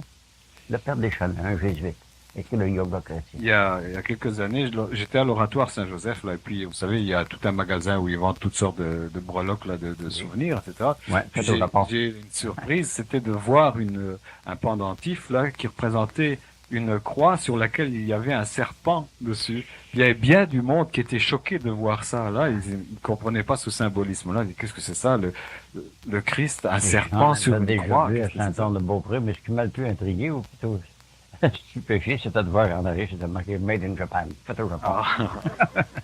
Ah oui. Ah oui, alors c'est une allusion à cette énergie Kundalini. Oui, oui, oui. Le feu serpent. Qui a été sublimé par le Nazaréen. Oui, justement. Ah. Alors, il y a une question ici. Pourquoi l'homme, dans son niveau de conscience, est-il obligé de connaître la souffrance physique? La souffrance, c'est un mode d'enseignement, n'est-ce pas? Il faut que ça nous affecte. Une émotion, la souffrance, c'est une émotion. Parfois, on la souhaite même. Pour une personne qui aurait été paralysée, non seulement localement, mais totalement, et dans son métabolisme aussi bien que dans son comportement musculaire, s'il sent une souffrance, alors, c'est vivre, hein? Une personne paralysée. Et des miraculés, par exemple, quand ça, le geste arrive, la dispersion de l'énergie soudaine, c'est une souffrance. Une souffrance, on voit ça, la crispation dans le visage. Hein. Comme ça, j'ai mis ça à Saint-Anne-de-Beaupré. Et Alexis Carroll en parle dans ses notes qu'il a pris à Auré, à Lourdes, justement, qu'il a observé pendant plusieurs années à Lourdes. Alors, c'est une souffrance quand cette énergie-là s'éveille. Ouais. Alors, la souffrance est importante et nécessaire et bienfaisante parce qu'elle nous éveille de notre léthargie. C'est un avertissement qu'il faut sentir, éprouver pour bien vivre. Si on vivait l'amour absolu ou la volonté réelle, l'intelligence réelle, on n'aurait pas besoin de passer par les stades de souffrance par lesquels on passe aujourd'hui. C'est parce qu'il nous manque ceci. Exactement. On est obligé d'expérimenter la souffrance. Alors, il faut quelque chose d'empirique pour nous sortir de notre léthargie, parce qu'on est en léthargie, aussi bien spirituellement que niveau nerveux. Ouais. Alors, ça, c'est quand on vit pleinement, là, on souffre, là, c'est soit jouissance ou souffrance, l'un ou l'autre. Il n'y a pas d'erreur, il faut l'appeler comme ça. Alors, c'est une émotion. C'est un cercle vicieux aussi, ça. Ah, c'est un cercle vicieux, oui. On est transformé en cercle vertueux. Vertueux, oui. Virtuel. Okay. Alors, on continue notre chapitre ici. Alors, essentiellement, il n'y a qu'un seul corps, tout comme il n'existe qu'un seul univers. Tout est mouvement atomique, et puisque l'atome est l'essence radicale du cosmos à partir duquel toute création tire sa source, il n'est pas trop difficile de visualiser un plan avec 7 états de vibration, une vague de vie ayant 7 degrés de développement, et un corps avec 7 états d'existence. Il n'y a que l'initié, et il ne faudrait pas faire trop de différence si nous pensons en termes de 1 dans 1, 3 dans 1, 7 dans 1 ou 12 dans 1. Excusez, il y a une faute. Là, il n'y a que l'unité. Et il ne faudrait pas faire trop de différence si nous pensons en termes de 1 dans 1, 3 dans 1, 7 dans 1 ou 12 dans 1. Okay. L'unité. C'est pas un sous-multiple ni une subdivision. C'est une cohérence de tout. Oh, il y a quelques erreurs parfois, ça m'arrive. On m'en a fait remarquer une tout à l'heure, qu'on serait bien gentil de corriger. Je ne sais pas, à un moment donné dans le texte, j'ai parlé de coin, alors c'était écrit coin, mais c'est en fait soin. Il faudra rectifier les coins par les soins. Okay. Pas se faire coincer. Il y a un seul corps et un seul esprit. Un Seigneur, une foi, un baptême, un Dieu et un Père pour tous, qui est au-dessus de tous, agit à travers vous tous et est en vous tous. Ça, c'est dans Éphésiens. Ah, Saint Paul. Saint Paul répète cette vérité de plusieurs manières lorsqu'il souligne encore le fait que l'unité existe toujours dans la diversité. qu'il n'existe fondamentalement qu'un seul principe et une multitude de fonctions. Et dans Corinthiens 12, chapitre 12, épître 4 à 6, nous lisons « Il y a pourtant diversité de dons, mais c'est le même esprit. Diversité de ministères, mais c'est le même Seigneur. Diversité d'opérations, mais c'est le même Dieu qui opère tout en tous. » On parle de cette don de l'esprit, n'est-ce pas, de cette faculté de l'altruisme, oui. Comprenons donc que nous avons affaire à un seul corps dont les multiples prolongements lui permettent de pénétrer plusieurs plans. Nous aboutissons à la définition suivante. Le corps est ce véhicule au moyen duquel l'homme prend contact avec son environnement. C'est exact. C'est un moyen de perception. À cause des conditions inhérentes à l'évolution humaine, l'extension de l'environnement humain occupe 4 plans. En d'autres termes, l'individu possède 4 corps distincts, capables de fonctionner avec plus ou moins de liberté dans 4 plans ou dimensions distincts. Le corps physique dans le plan physique, le corps vital dans le plan éthérique, le corps astral dans le plan astral et le corps mental dans le plan mental. Le transfert de la conscience d'un plan à un autre, tout en gardant la maîtrise totale sur les 4 corps, fonctionnant comme un tout unifié, constitue la réalisation suprême du maître. C'est à ça que ça vise, la maîtrise totale des 4 éléments de notre nature, les unifier. Lorsqu'on dit constitue la réalisation suprême du maître, est-ce qu'on fait allusion au Christ, là? Ou, C'est-à-dire à l'être christifié. À l'être qui atteint la christifié. conscience solaire, la conscience christique. Mais il ne faut pas toujours confondre le Christ avec le Nazaréen. De quoi parle-tu? De Jésus-Christ, de lequel des deux? Hein? La conscience christique, pas naturellement l'identité avec le personnage historique, comme plusieurs l'ont fait. Hein? En tant qu'être humain, vous êtes destiné à pénétrer ces 4 plans inférieurs en pleine conscience de veille. Et lorsque vous obtiendrez cette suprême victoire, vous aurez atteint le premier degré de l'évolution angélique, vous serez devenu tout ce que l'homme sera toujours. Oui, il est à son insu, et en a perdu la souvenance, mais il doit le redevenir consciemment. Maintenant, une fois que le corps a été créé, il doit servir. Par qui? Derrière le mouvement, il doit y avoir un acteur. Qui ou quoi? Jusqu'à présent, la révélation vous indique que l'acteur est l'essence de vie. Mais lorsque nous cherchons à définir cette essence de vie, nous ne pouvons penser qu'en termes de Dieu, de quelque cause première qui est indéfinissable. Ces mouvements de l'énergie à l'intérieur de l'atome constituent-ils une action spontanée se développant sans référence à un plan ou une méthode? Ou la vie est-elle créée par un créateur, et si oui, qui le créa, lui? Il est évident qu'il existe un plan et une méthode, car l'univers est trop bien conçu pour n'être apparu que par hasard. Mais la cause primordiale ou la racine fondamentale, la cause sans cause, la racine sans racine, demeure encore totalement incompréhensible et ne sera probablement jamais connue avant que l'homme ait évolué bien au-delà de la vague de vie humaine. Qu'on appelle l'absolu au-delà de toute émanation solaire.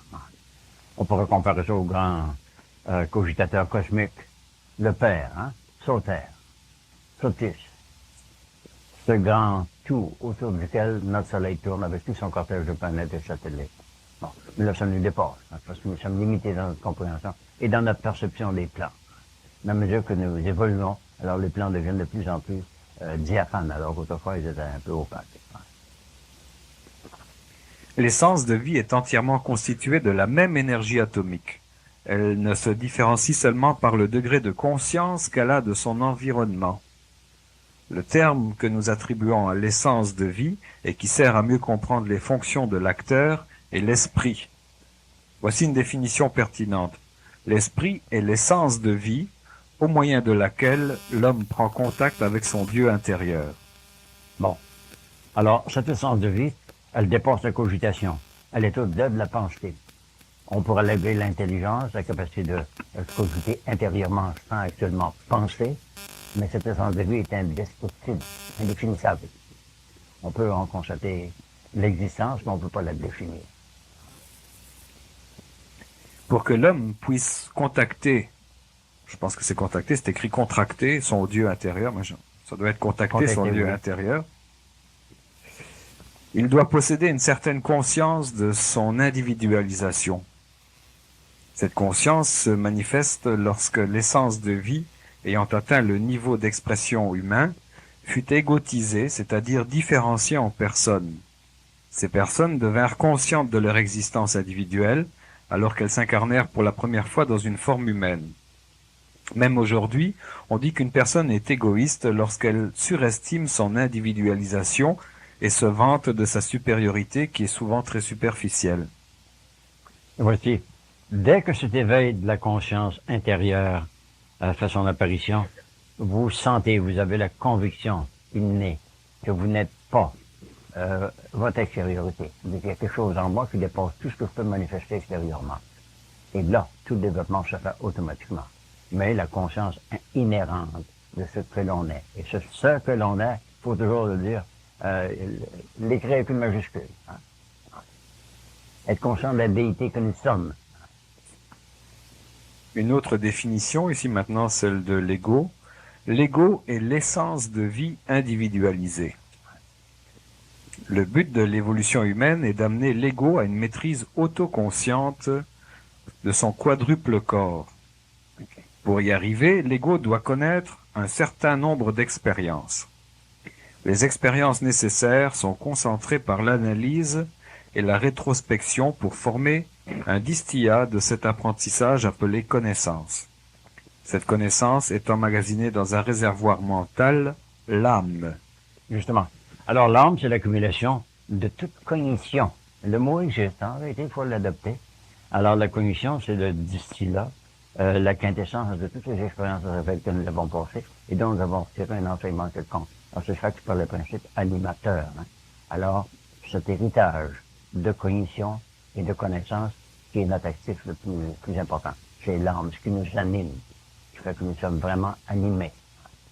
Elle contient toutes les données du plan de vie, comme dans l'avion, il y a la boîte noire qui contient toutes les données du plan de vol. Oui. Alors, c'est possible dans les objets matériels, c'est parce que ça existe déjà sur le plan spirituel, cette chose-là. C'est la quintessence, c'est l'essence de l'être-té véritable. C'est accumulé au cours des âges, au cours de nos vies, nos différentes vies, sur tous les plans. Et là, on a la quintessence de ça. Et on l'appelle véritablement la quintessence. L'âme est le fruit de l'expérience assimilée par l'homme et au moyen de laquelle il a la possibilité de contrôler l'environnement. En effet, l'âme est la connaissance distillée par laquelle, en tant qu'ego, il a la possibilité d'effectuer la liaison entre son esprit et son corps. Il faut se rappeler que le corps et l'esprit sont toujours reliés, quel que soit le degré de vie. Mais la conscience de cette liaison ne peut s'acquérir que lorsque l'ego a la possibilité d'obtenir une âme. L'esprit se trouve dans les pierres, dans les plantes et les animaux, mais on n'y trouve pas d'âme individualisée. Ce n'est que lorsque l'essence de vie devient égotisée en tant que personne humaine qu'une âme a la possibilité de se développer. Un très grand nombre de visionnaires ont toujours mentionné ceci, que sert à l'homme de gagner l'univers s'il perd son âme. C'est pas l'expérience de toute son accumulation. Hein? Alors l'âme, c'est son bagage, hein? C'est son héritage, et puis tout à travers quoi il est passé. Alors il ne doit pas la perdre, il ne doit pas la dilapider, il doit la concentrer. Ainsi, le but de l'existence humaine est de développer une âme. En apprenant les leçons que les expériences de la vie nous apportent, on acquiert la connaissance. Mais l'expérience seule ne suffit pas. L'expérience est le moyen. Le résultat immédiat est la connaissance, et l'aboutissement est la sagesse, une fois que la connaissance est appliquée avec amour. Oui, justement. Alors, c'est un héritage précieux que l'on a accumulé au cours des différentes vies à travers lesquelles nous avons passé. Mais quand on devient totalement conscient, on dit j'ai accumulé au cours de toutes mes vies ce que je détiens aujourd'hui. Et à moi de le libérer quand l'occasion se présente. Ici, c'est intéressant de remarquer que la sagesse, elle surgit une fois que la connaissance est appliquée avec amour. Avec amour, oh, définitivement, les deux vont de pair, oui. On donnait autrefois comme définition de philosophie l'amour de la sagesse. On contredisait ça en disant c'est la sagesse de l'amour. Alors l'amour, dans sa totalité, confère la sagesse, c'est-à-dire la science totale, globale. C'est pour ça qu'on dit science sans conscience n'est que ruine de l'âme. Exactement. C'est oui, la même oui. chose. Ça. Et, bon, alors là, Une Ouais, coquille, il y en a des coquilles. ouais. Mais les coquilles, très fois, contiennent des perles. Je peux pas traduire ce mot-là. Il est dit ici, et qu'en est-il des bongeurs? C'est peut-être du bonheur? Supposons que ce soit du bonheur. Bon. Qu'en est-il du bonheur?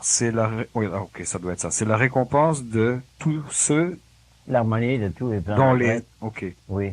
La récompense de tous ceux dont les âmes ne sont constituées que de la véritable connaissance, la connaissance de Dieu et de sa perfection. C'est l'état de félicité Oui. connu par les bouddhistes et les hindous sous le nom de Nirvana. nirvana Oui. et par les chrétiens sous, L'absence de tout désir parce qu'il n'y a plus rien à acquérir, à chercher. Ouais. Ah, c'est mon bonheur, Nirvana. Oui. et par les chrétiens sous le nom de cieux. Oui. Il ne, Le ciel de l'être, ciel de ok. notre être. Il ne peut exister de véritable bonheur hors de la conscience de Dieu. Quelque forme de bonheur que vous connaissiez aujourd'hui provient de cette conviction spirituelle de votre divinité. Il n'y a pas d'autre source.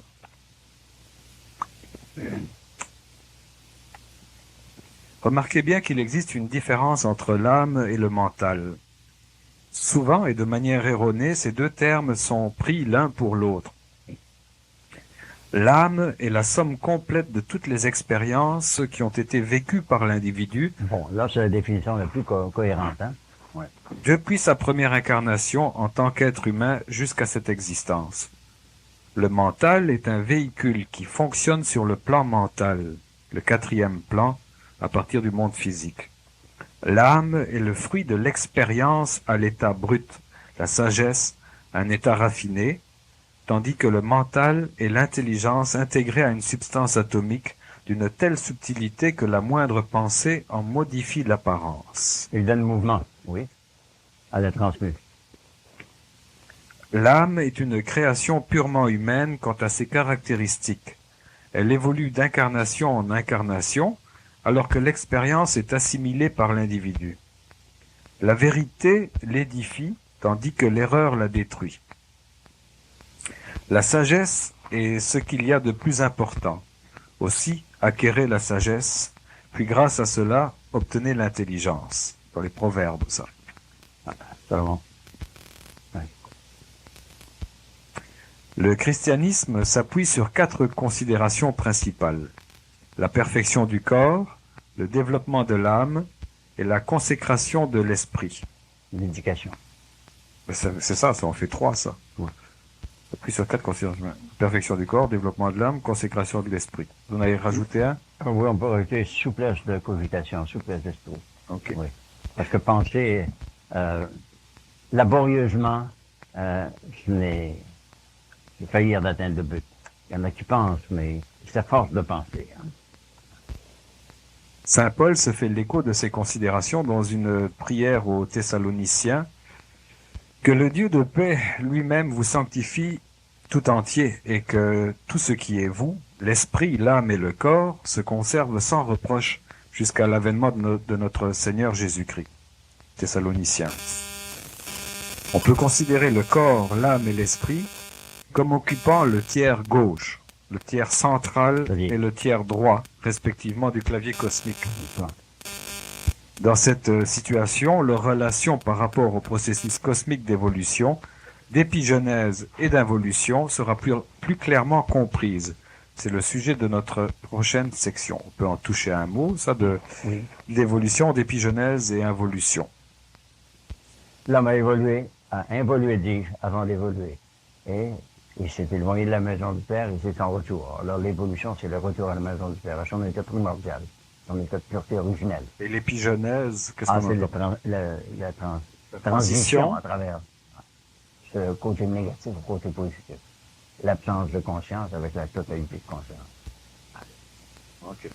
Bon, alors comme il nous reste bien du temps, et puis que je voudrais pas qu'on continue à prendre encore de l'avance, là, parce que ça va bouleverser tout le calendrier du mois de décembre, je peux vous soumettre la description des chakras.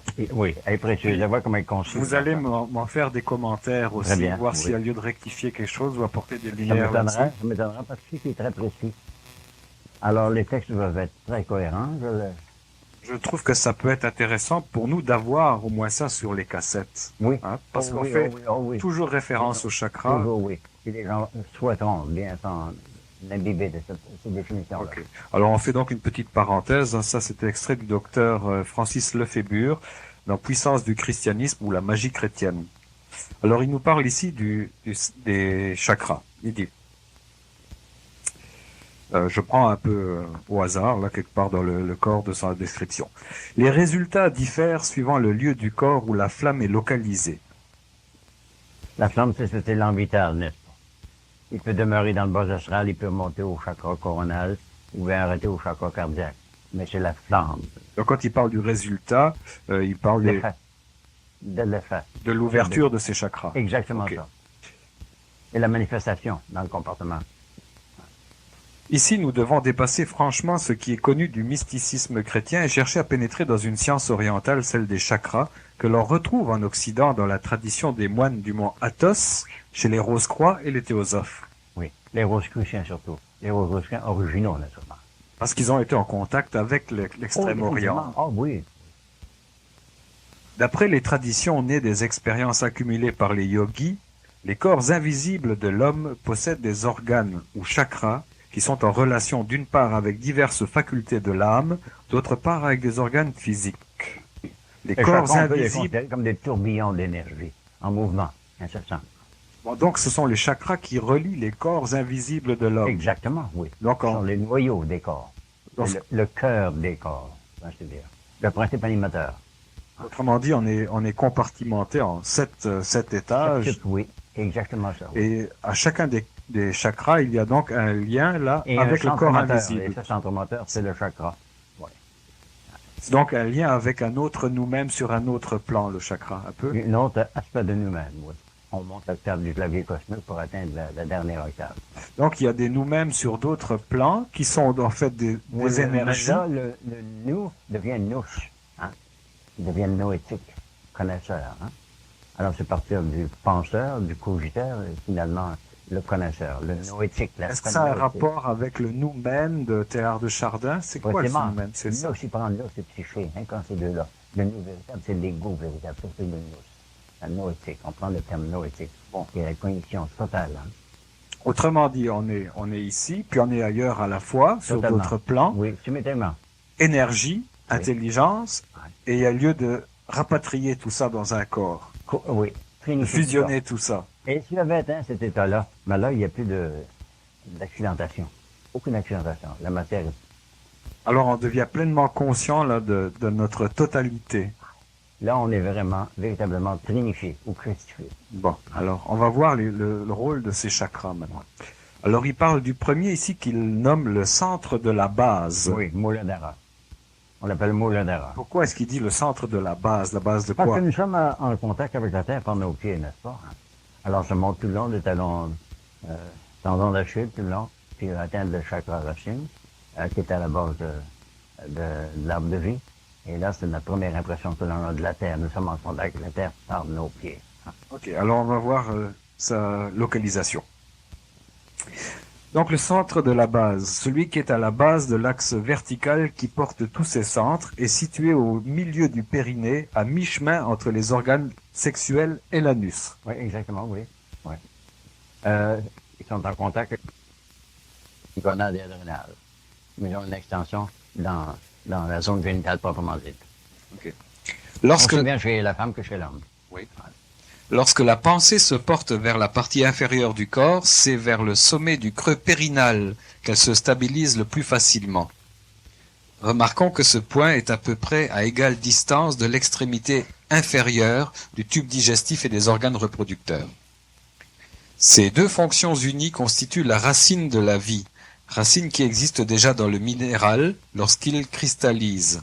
Le cristal grossit par assimilation de molécules semblables aux siennes qu'il est capable de sélectionner dans le milieu complexe où il se forme. On l'appelle le chakra racine parce qu'il puise son énergie dans le sol, dans les forces telluriques. De même, chaque espèce de plante sait prendre dans le sol les molécules qui lui conviennent. De plus, le cristal, parvenu à un certain volume, manifeste une plus grande tendance à se briser. chaque morceau recommençant à donner un nouveau cristal qui grossit. Le cristal possède ces deux fonctions élémentaires de la vie, assimilation et reproduction. Donc, vous voyez qu'il y a déjà le plan binaire dans le monde minéral. Hein? Le centre psychique, qui est à égale distance de l'extrémité du tube digestif et des organes reproducteurs, est classiquement considéré comme le porteur latent de la force originelle de la vie. Cette force cachée, appelée Kundalini par les hindous, dans le chakra de la base, n'est pas la force sexuelle, mais une force plus profonde encore. On l'appelle l'élan vital, elle va plus juste titre. Hein? Elle ne mène pas nécessairement la prolifération d'espèces, mais la complétion de l'individu. On nous dit, saint Thomas d'Aquin nous dit bien que le but du Créateur en instituant la sexualité n'était pas de reproduire l'espèce, mais de compléter l'être humain dans les deux sexes. La complétion de l'être humain d'abord, et la fonction de reproduction n'est que secondaire. Cette force est décrite sous l'aspect d'un serpent enroulé en spirale qui sommeille dans ce centre en attendant son réveil par les pratiques de l'initiation. Dans les ruines de l'église primitive de Tixirt-sur-Mer, département d'Alger, nous avons trouvé plusieurs bas-reliefs représentant une spirale très longue et aux spires très serrées, mais aucune croix. Il semblerait qu'à l'origine, le christianisme accordait plus d'importance au symbole de la spirale qu'à celui de la croix. Oui. Maintenant, la spirale, c'est le croisement aussi, le croisement des deux directions. La spirale ascendante et descendante, les deux nerfs respiratoires. Alors, la spirale et la croix ont beaucoup en commun. Ce sont des lignes. La courbe est la droite. Comme l'étoile de David, d'ailleurs. Absolument, aussi. oui. Ouais. Cette force occulte dont le symbole est la spirale est probablement l'aspect le plus profond sous lequel Dieu peut être perçu par les humains. Lorsque cette force apparaît dans le monde, elle se manifeste d'abord sous deux aspects complémentaires, digestif et sexuel. Ce centre de la vie, à l'état pur, élémentaire, peut être considéré comme le porteur de la force mystique du cristal en l'homme. Ah, justement. C'est donc en ce lieu, sur un cristal, que l'esprit pourra avantageusement se concentrer. La flamme n'est pas encore en ce centre. Il n'est que le point de départ de la flamme. De même que le gaz ne brûle pas au ras du bec, mais un peu au-dessus. On a constaté ça facilement. Hein? Oui. La flamme, qui embrase le cœur de l'homme dans l'entraînement mystique, part du centre psychique du périnée, mais elle est en ce lieu comme un souffle, un tourbillon, qui ne devient chaud et lumineux qu'au fur et à mesure qu'il s'élève. Bon, c'est l'afflatus du vin. Mais c'est là qu'il y a le symbole du feu sacré, hein, du feu sacral, ou du sacré-cœur, comme on dit. Alors, il part des forces tolérées pour monter aux forces affectives. On voit maintenant, deuxièmement, il appelle le deuxième centre le centre sexuel. Le deuxième centre est situé dans la petite dépression.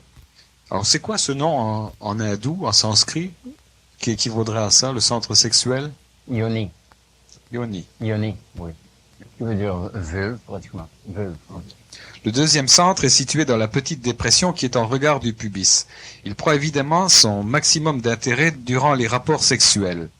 Pendant cet acte, l'esprit se porte avec une facilité toute particulière sur un courant lumineux ou une succession de flamèches, plus exactement de nuées ardentes, qui circulent dans le même sens que le sperme.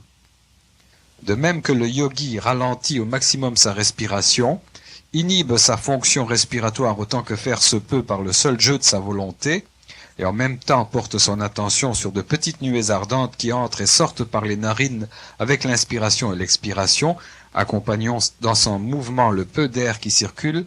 De même, il freine le plus possible l'axe sexuel. Oui, c'est un peu pour ça, monsieur, que l'on a préconisé ce geste de respirer par les deux narines, après s'être débouché et formé les oreilles, afin que l'énergie sacrale monte directement au centre christique. Hein? Alors, sans aucun effort. Là, ça se fait automatiquement. Là. Alors, ce qui monte, ce qui fait que vous sentez votre cœur battre ici, c'est que l'énergie sexuelle, l'énergie vitale, monte directement par le canal central de l'épine dorsale. Au lieu de passer par Ida et puis une galope, parce que vous avez débouché les deux. Alors, les deux respirent simultanément et puis respirez laryngiquement. Alors, ce que vous ressentez comme étant votre aura, avec toutes ces couleurs, c'est l'énergie vitale qui est maintenant montée à votre insu au sommet de la tête. Alors, on ne dit pas parce qu'on dirait, ben, c'est un peu risqué de faire ça, on ne joue pas avec le feu, mais le feu, c'est important. La vie est un feu. De même, il freine le plus possible l'axe sexuel, mais en même temps visualise des nuées lumineuses qui se forment dans les régions musculaires où il ressent la volupté, les fait se grouper à la base de la verge, puis se projeter par l'extrémité, ceci en un courant continu qui forme un puissant stimulant de l'imagination. Bon. Ça a l'air de la grossière sexualité, c'est de prime abord. Mais c'est la sexualité sacrée. Oui, la sexualité sacrée, c'est sacral, c'est véritablement. On parle du sacrum, c'est pas sans raison que les anatomistes ont baptisé cette zone-là la zone sacrale, la zone sacrée, le feu sacré. Alors, l'organisme total devient du sacrum, parce que l'énergie est éprouvée dans tout le système, dans tout l'organisme, et au-dessus de la tête aussi.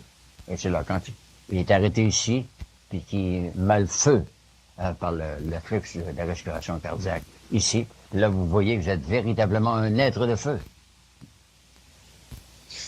Ce mouvement de la pensée associé au souffle durant l'acte sexuel, tel que la pensée s'écoule dans le sens de l'échange sexuel, pendant que la volonté cherche à freiner l'acte physique, permet de ralentir au maximum l'acte lui-même. L'expérimentateur observera surtout que jamais la lumière intérieure ne paraît si intense qu'à ce moment-là. Sexe et cerveau sont les pôles opposés de l'organisme, le premier à la base, l'autre au sommet. Lorsqu'on réussit à unir la pensée à la sexualité, l'étincelle jaillit. Et comment il y a certains poètes qui ont décrit ça comme ça, l'étincelle jaillit, hein, Lamartine qui décrit ça encore. On dit, il fait sa confession ultime à son évêque, là.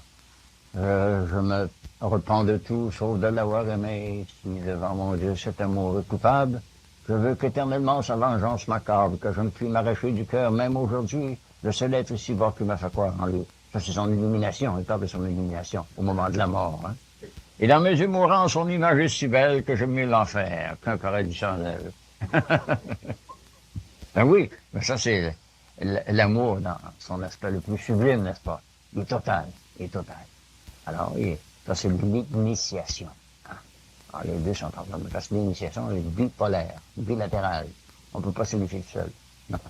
On ne peut pas dire que notre Sainte Mère, l'Église catholique et romaine, ait tellement insisté sur ses chakras sexuels. Hein. Dans les sermons, j'ai jamais entendu ça le dimanche matin, moi. Non, franchement, non. Ah, non. Et pourtant, c'est un lieu commun pour les hindous, ces choses-là. Mais parfois, dans des sessions de bingo, on peut mettre le vicaire de côté puis demander des questions un peu pertinentes. Puis dire, on en parlera plus privément.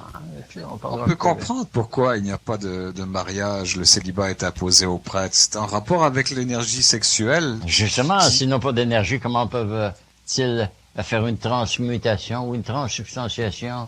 Parce qu'ils n'émettent pas d'énergie sacrale. Et surtout que c'est l'opposé du cerveau, donc ils sont intimement reliés, ces deux centres-là. Oui. Autrement dit, le sexe fabrique le cerveau. Oui. Mais cette énergie-là, le cerveau est une extension de la zone génitale. Oui. Ouais. Alors c'est pour ça qu'on dit génitalité et génialité. Faut associer ça avec la longévité, puis vous êtes pas mal.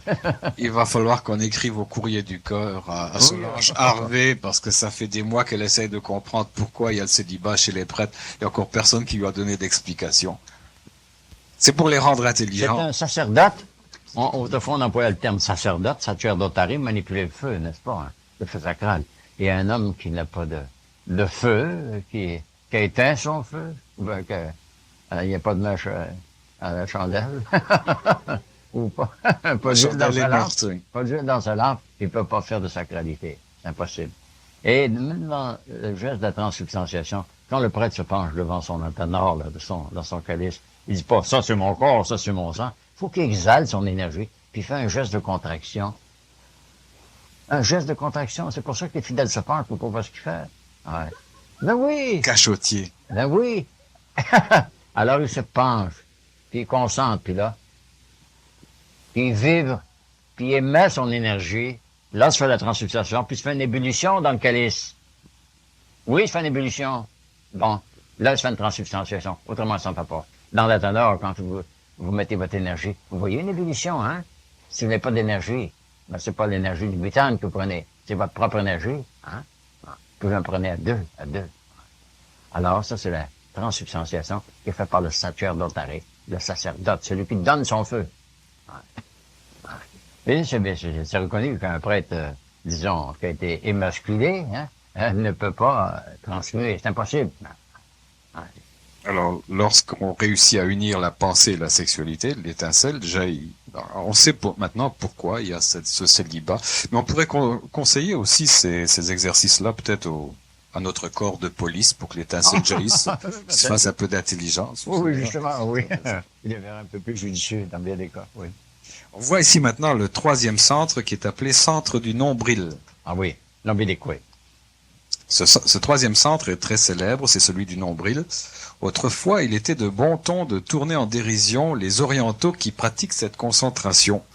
On sait maintenant que certains moines du mont Athos, dépositaires d'enseignements chrétiens très primitifs, portent aussi durant la méditation leurs pensées et même leur regard vers le nombril, afin sans doute de le vivifier par un rayon magnétique émanant de l'œil. Remarquons que l'organe s'y prête. Le cercle du nombril rompt l'uniformité des sensations synesthésiques données par la paroi abdominale. Le nombril lui-même est plus sensible à la piqûre et au toucher que la paroi abdominale environnante, ce qui ne se justifie pas par l'usage. Les sensations données par les muscles péri-ombilicaux permettent de repérer facilement l'anneau fibreux qui le limite, sans qu'il soit besoin d'y porter le regard. Le nombril, en outre, paraît souvent frappé d'un sceau qui l'a marqué du chiffre 5. Chez beaucoup de sujets, la cicatrice ombilicale est constituée de 5 plis radiés. On va regarder ça ce soir. si on a une étoile dans le nombril. Étoile à 5 branches. Ah oui? On va tous rentrer puis s'ausculter. S'ausculter, oui. Lorsque le chiffre 5 ne s'y distingue pas, oh là là, j'ai peur, qu'est-ce qui arrive là, rien de précis n'y est lisible. Remarquons que ce nombre 5 est aussi celui des 5 vertèbres lombaires qui soutiennent la région abdominale. Celui qui veut porter sa pensée sur un point situé au-dessous de la ceinture aura tout d'abord une tendance naturelle à se reposer sur le nombril. Il imaginera une étincelle au centre de la dépression ombilicale ou des courants entrant et sortant avec le souffle par cet orifice, ou encore un pentagone croisé, étoile à 5 branches, en harmonie avec la structure anatomique du nombril. Maintenant, n'oublions pas, que c'est du yoga chrétien, ça. C'est du yoga chrétien, c'est de l'enseignement christique caché, ça. L'enseignement christique caché, définitivement. Ça, c'est la découverte des secrets, des arcanes. Une grande et indéfinissable douceur baigne ces expériences. C'est un phénomène très curieux et que les mots peuvent difficilement décrire. Les sentiments sont très spécifiques de la localisation. Sont-ils en rapport avec la douceur de l'amour maternel? C'est probable. Remarquons que le nombril est un point neutre. Il sert d'une façon égale à la respiration et à l'alimentation du fœtus, fonction complémentaire. La respiration yogique tend à reproduire sur le plan spirituel ce qu'était la respiration physique du fœtus. Elle donne toute son importance à une respiration psychique s'effectuant par le nombril. La respiration primordiale dans l'embryon, de l'embryon dans le sein maternel. Ajoutons que la concentration sur ce centre nous met peut-être en rapport tout particulier avec notre mère, et avec elle, de nombril en nombril, avec la lignée maternelle. Par quoi est remplacée la mère une fois l'accouchement terminé? Par le monde végétal qui produit pour nous l'oxygène et le carbone sous forme utilisable par notre organisme et qui remplit envers l'adulte le rôle de la mère envers le fœtus. Notre mère nature. La mère nature, oui, la mère matière. Il nous a semblé qu'il y a une mystérieuse affinité entre le monde végétal et le centre mystique du nombril. C'est toujours lorsque nous méditons dans de beaux jardins que nous avons le mieux senti entrer en fonctionnement ce centre occulte. Mais comment décrire ce fonctionnement? C'est une chose qui dépasse les mots et les interprétations intellectuelles. Le règne végétal étant à son tour en relation avec toute la création et en particulier avec le soleil, peut-être le nombril nous ouvre-t-il la voie d'une communion particulière avec tout l'univers à travers le monde de la végétation. Oui, oui. Parce que notre aspect végétatif est encore très vivace, Alors, il faut qu'il faut en être bien conscient. Alors, on l'appelle le hara parfois. Le hara qui veut dire le point le plus sensitif de tout notre être. les anciens, Le centre du hara. le Ouais. centre du hara, oui, le centre le plus sensitif. Effectivement, en rapport avec tous les organes intérieurs, avec la correspondance extérieure aussi. Quatrièmement, il parle ici du centre solaire. Oh, plexus solaire proprement dit. La pensée se porte assez facilement, spécialement à la fin des aspirations profondes, sur la région xiphoïdienne, à l'extrémité du sternum, lorsque le rebord inférieur de la paroi costale, en s'élevant, distend la peau de ce qu'on appelle vulgairement creux de l'estomac. Oui, mais voici, il y a ce point aussi que la dernière vertèbre abdominale, qui est située au sternum, hein, devra se prolonger jusqu'au coccyx. Et à cause de cette chute prématurée, de cette tentative prématurée de l'homme de copuler avant qu'il soit suffisamment adulte, il a fait la rupture de cette colonne abdominale. Alors c'est là qu'est le point le plus sensible. Et quand l'homme sera complètement réintégré, alors il n'y aura qu'une seule épine. Elle sera à la fois dorsale et abdominale. Les vertèbres, au lieu de s'extérioriser par l'extérieur du coccyx, remonteront pour se relier avec le sternum ici et arrêteront exactement au centre créateur ici. Ouais. C'était décrit par un très grand nombre d'individus, spécialement un homme de Percival. Je pense qu'on en a déjà parlé ici, je crois. Hein? Alors, l'arbre de vie a sa racine ici au centre créateur, il doit remonter là et combler cette lacune, cette brisure qui s'est faite par son imprudence, brisure qui s'est faite entre le sternum et le coccyx. Et l'homme aura une colonne abdominale aussi bien que dorsale. Elle sera unique. C'est l'Ouroboros. L'Ouroboros, le serpent qui se mord la queue. Alors ça, c'est l'arbre de vie au complet. J'ai déjà un chien comme ça, qui se mord la queue. Les Oui, autres... on a, tu sais, quand on parle de chimie, on dit serpent qui condamne sous à me dévorer. Oui. Le serpent qui se mord la queue. Oui. Le retour vers l'infini. Ouais. Les occultistes aiment à appeler cette zone région du plexus solaire, Ouais. soulignant ainsi que les connaissances anatomiques et physiologiques modernes sur le système nerveux végétatif confirment l'importance que la civilisation indo-tibétaine attribue à cette région du corps. Le plexus solaire est le groupe le plus important des ganglions sympathiques de l'organisme. C'est ce centre qui a une consistance un peu semblable à une éponge, quoique pas exactement de même nature, qui convertit l'énergie solaire en énergie nerveuse.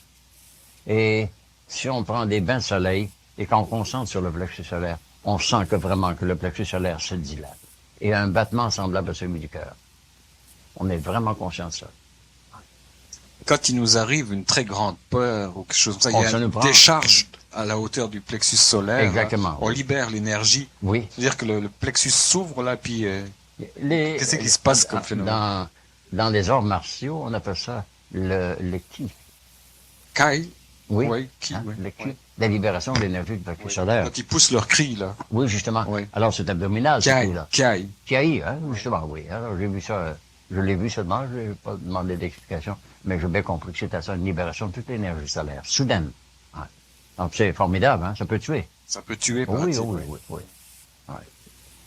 On en emmagasine-tu du poison alors? C'est une radiation.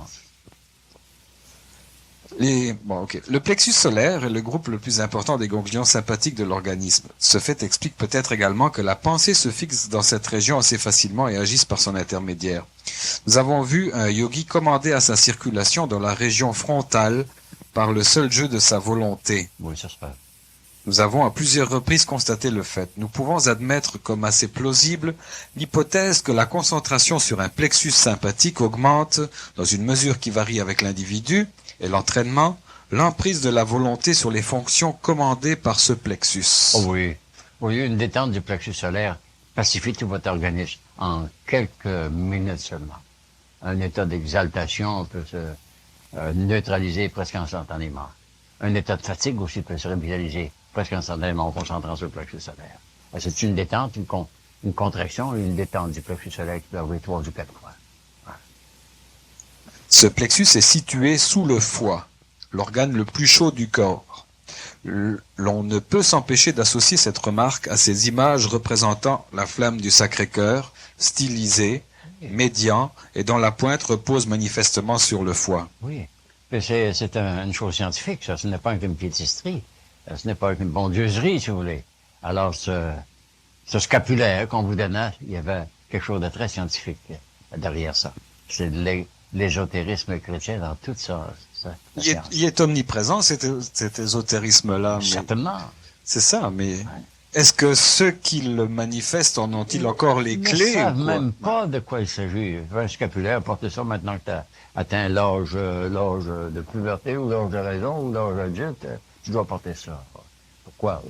Enfin, le monde n'a pas de question, porte c'est tout, là.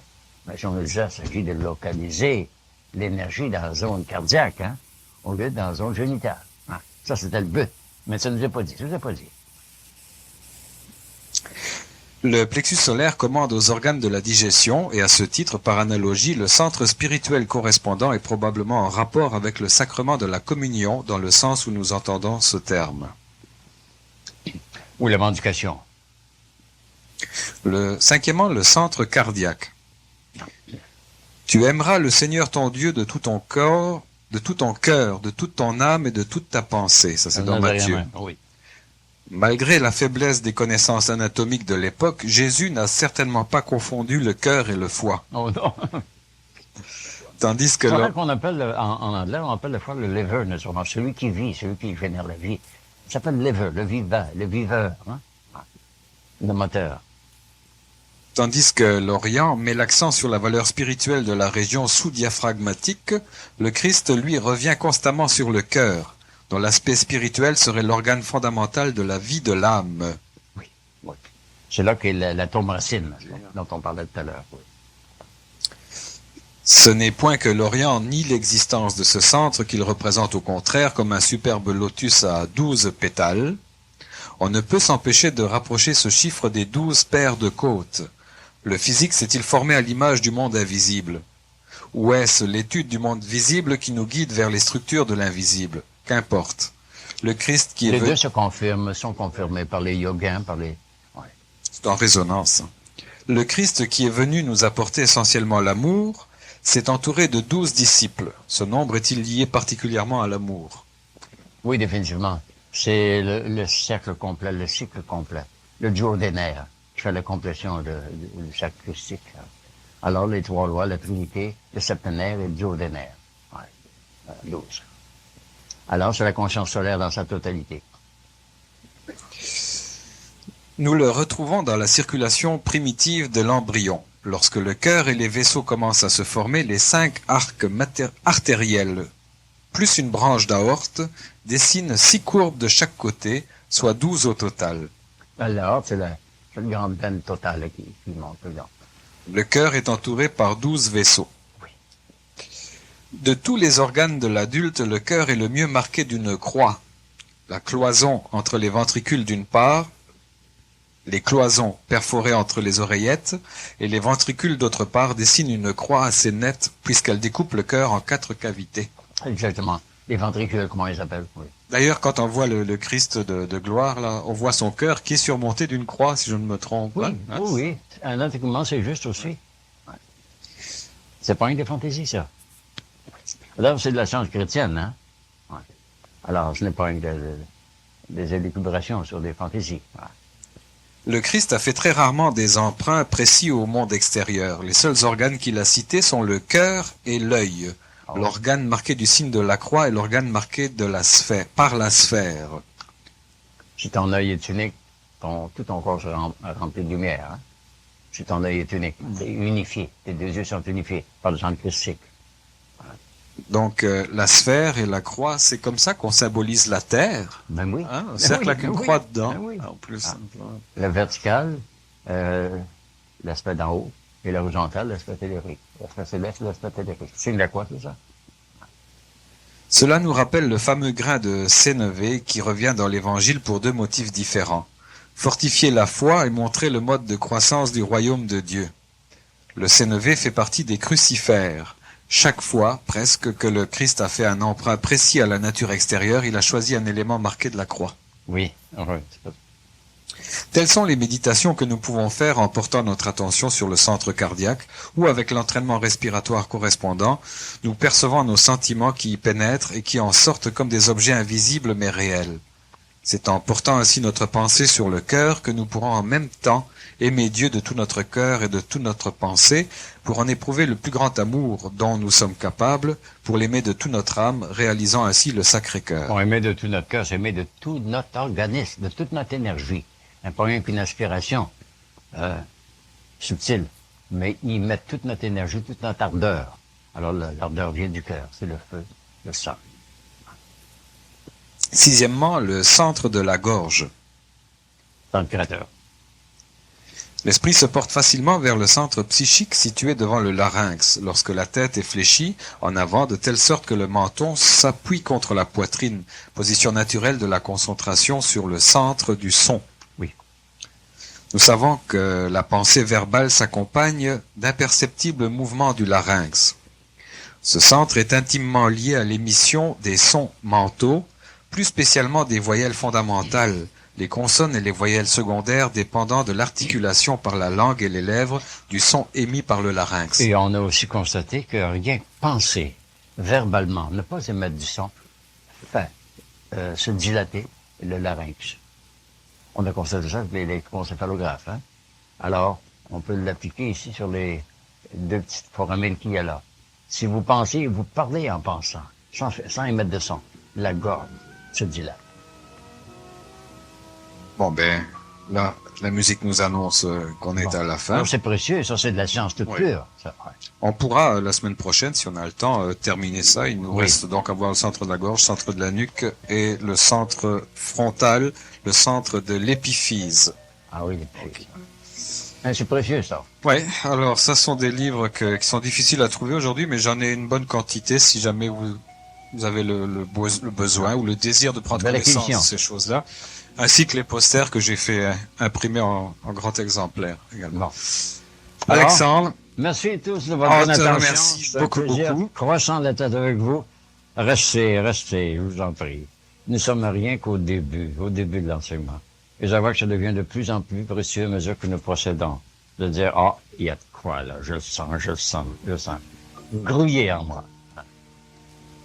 Alexandre, alors la semaine prochaine, on va voir le chapitre Évolution, Épigenèse, Involution. Oui. Je vous rappelle que vendredi, c'est Roger Drolette ici, en conférence à 8h, la Banque d'amitié. Et que le 16, le lendemain, samedi et dimanche, je donnerai le séminaire de Gematria ici, donc la connaissance, la compréhension de la vibration des noms et du plan de vie relié à cette vibration qui est codée dans notre nom. Autrement dit, on peut avoir accès aux lignes de force majeures de notre plan de vie par l'étude de la vibration de notre nom avec notre prénom. Alors, j'utilise donc un système de Kabbale qui est attribué au comte de Saint-Germain, qui a travaillé là-dessus en relation avec le comte de Cagliostro dans les années 1780, également. Il y a 2 siècles de cela. Oui. Je travaillais des années là-dessus, puis j'ai simplifié ce système-là, je l'ai adapté à notre époque, puis j'espère que tout le monde en fera bon usage. Alors, une fois tous les 2 ou 3 mois, je donne un séminaire intensif ici de 2 après-midi. Si vous êtes intéressé, renseignez-vous auprès de Mario Gosselin. Alors Alexandre, on te souhaite une bonne continuité, un bon succès à Québec. Merci, je remercie beaucoup de ta collaboration. Ils ont besoin d'être nombreux pour équivaloir la qualité qu'on a ici, si on n'a pas la quantité. Ça prend 1200 Québécois pour on peut remplir la salle de comptoir, 40 Montréalais. Ah oui, ça va bien à Québec. Si loin, il faut se déplacer, on se fait barouetter. Faut faire 500 000. Oui, c'est du travail. Ça, c'est une fois par semaine. Oui. Ben là, c'est parti en grand, là. Oui. C'est parti en grand. Oui. On aura bientôt 10 champs de l'air. Ils sont intéressants. Bien intéressant. Merci beaucoup, Alexandre. C'est moi qui ai remercié, mon frère. C'est moi qui ai remercié, non. Et je vous remercie de votre bonne attention, vous tous. Merci.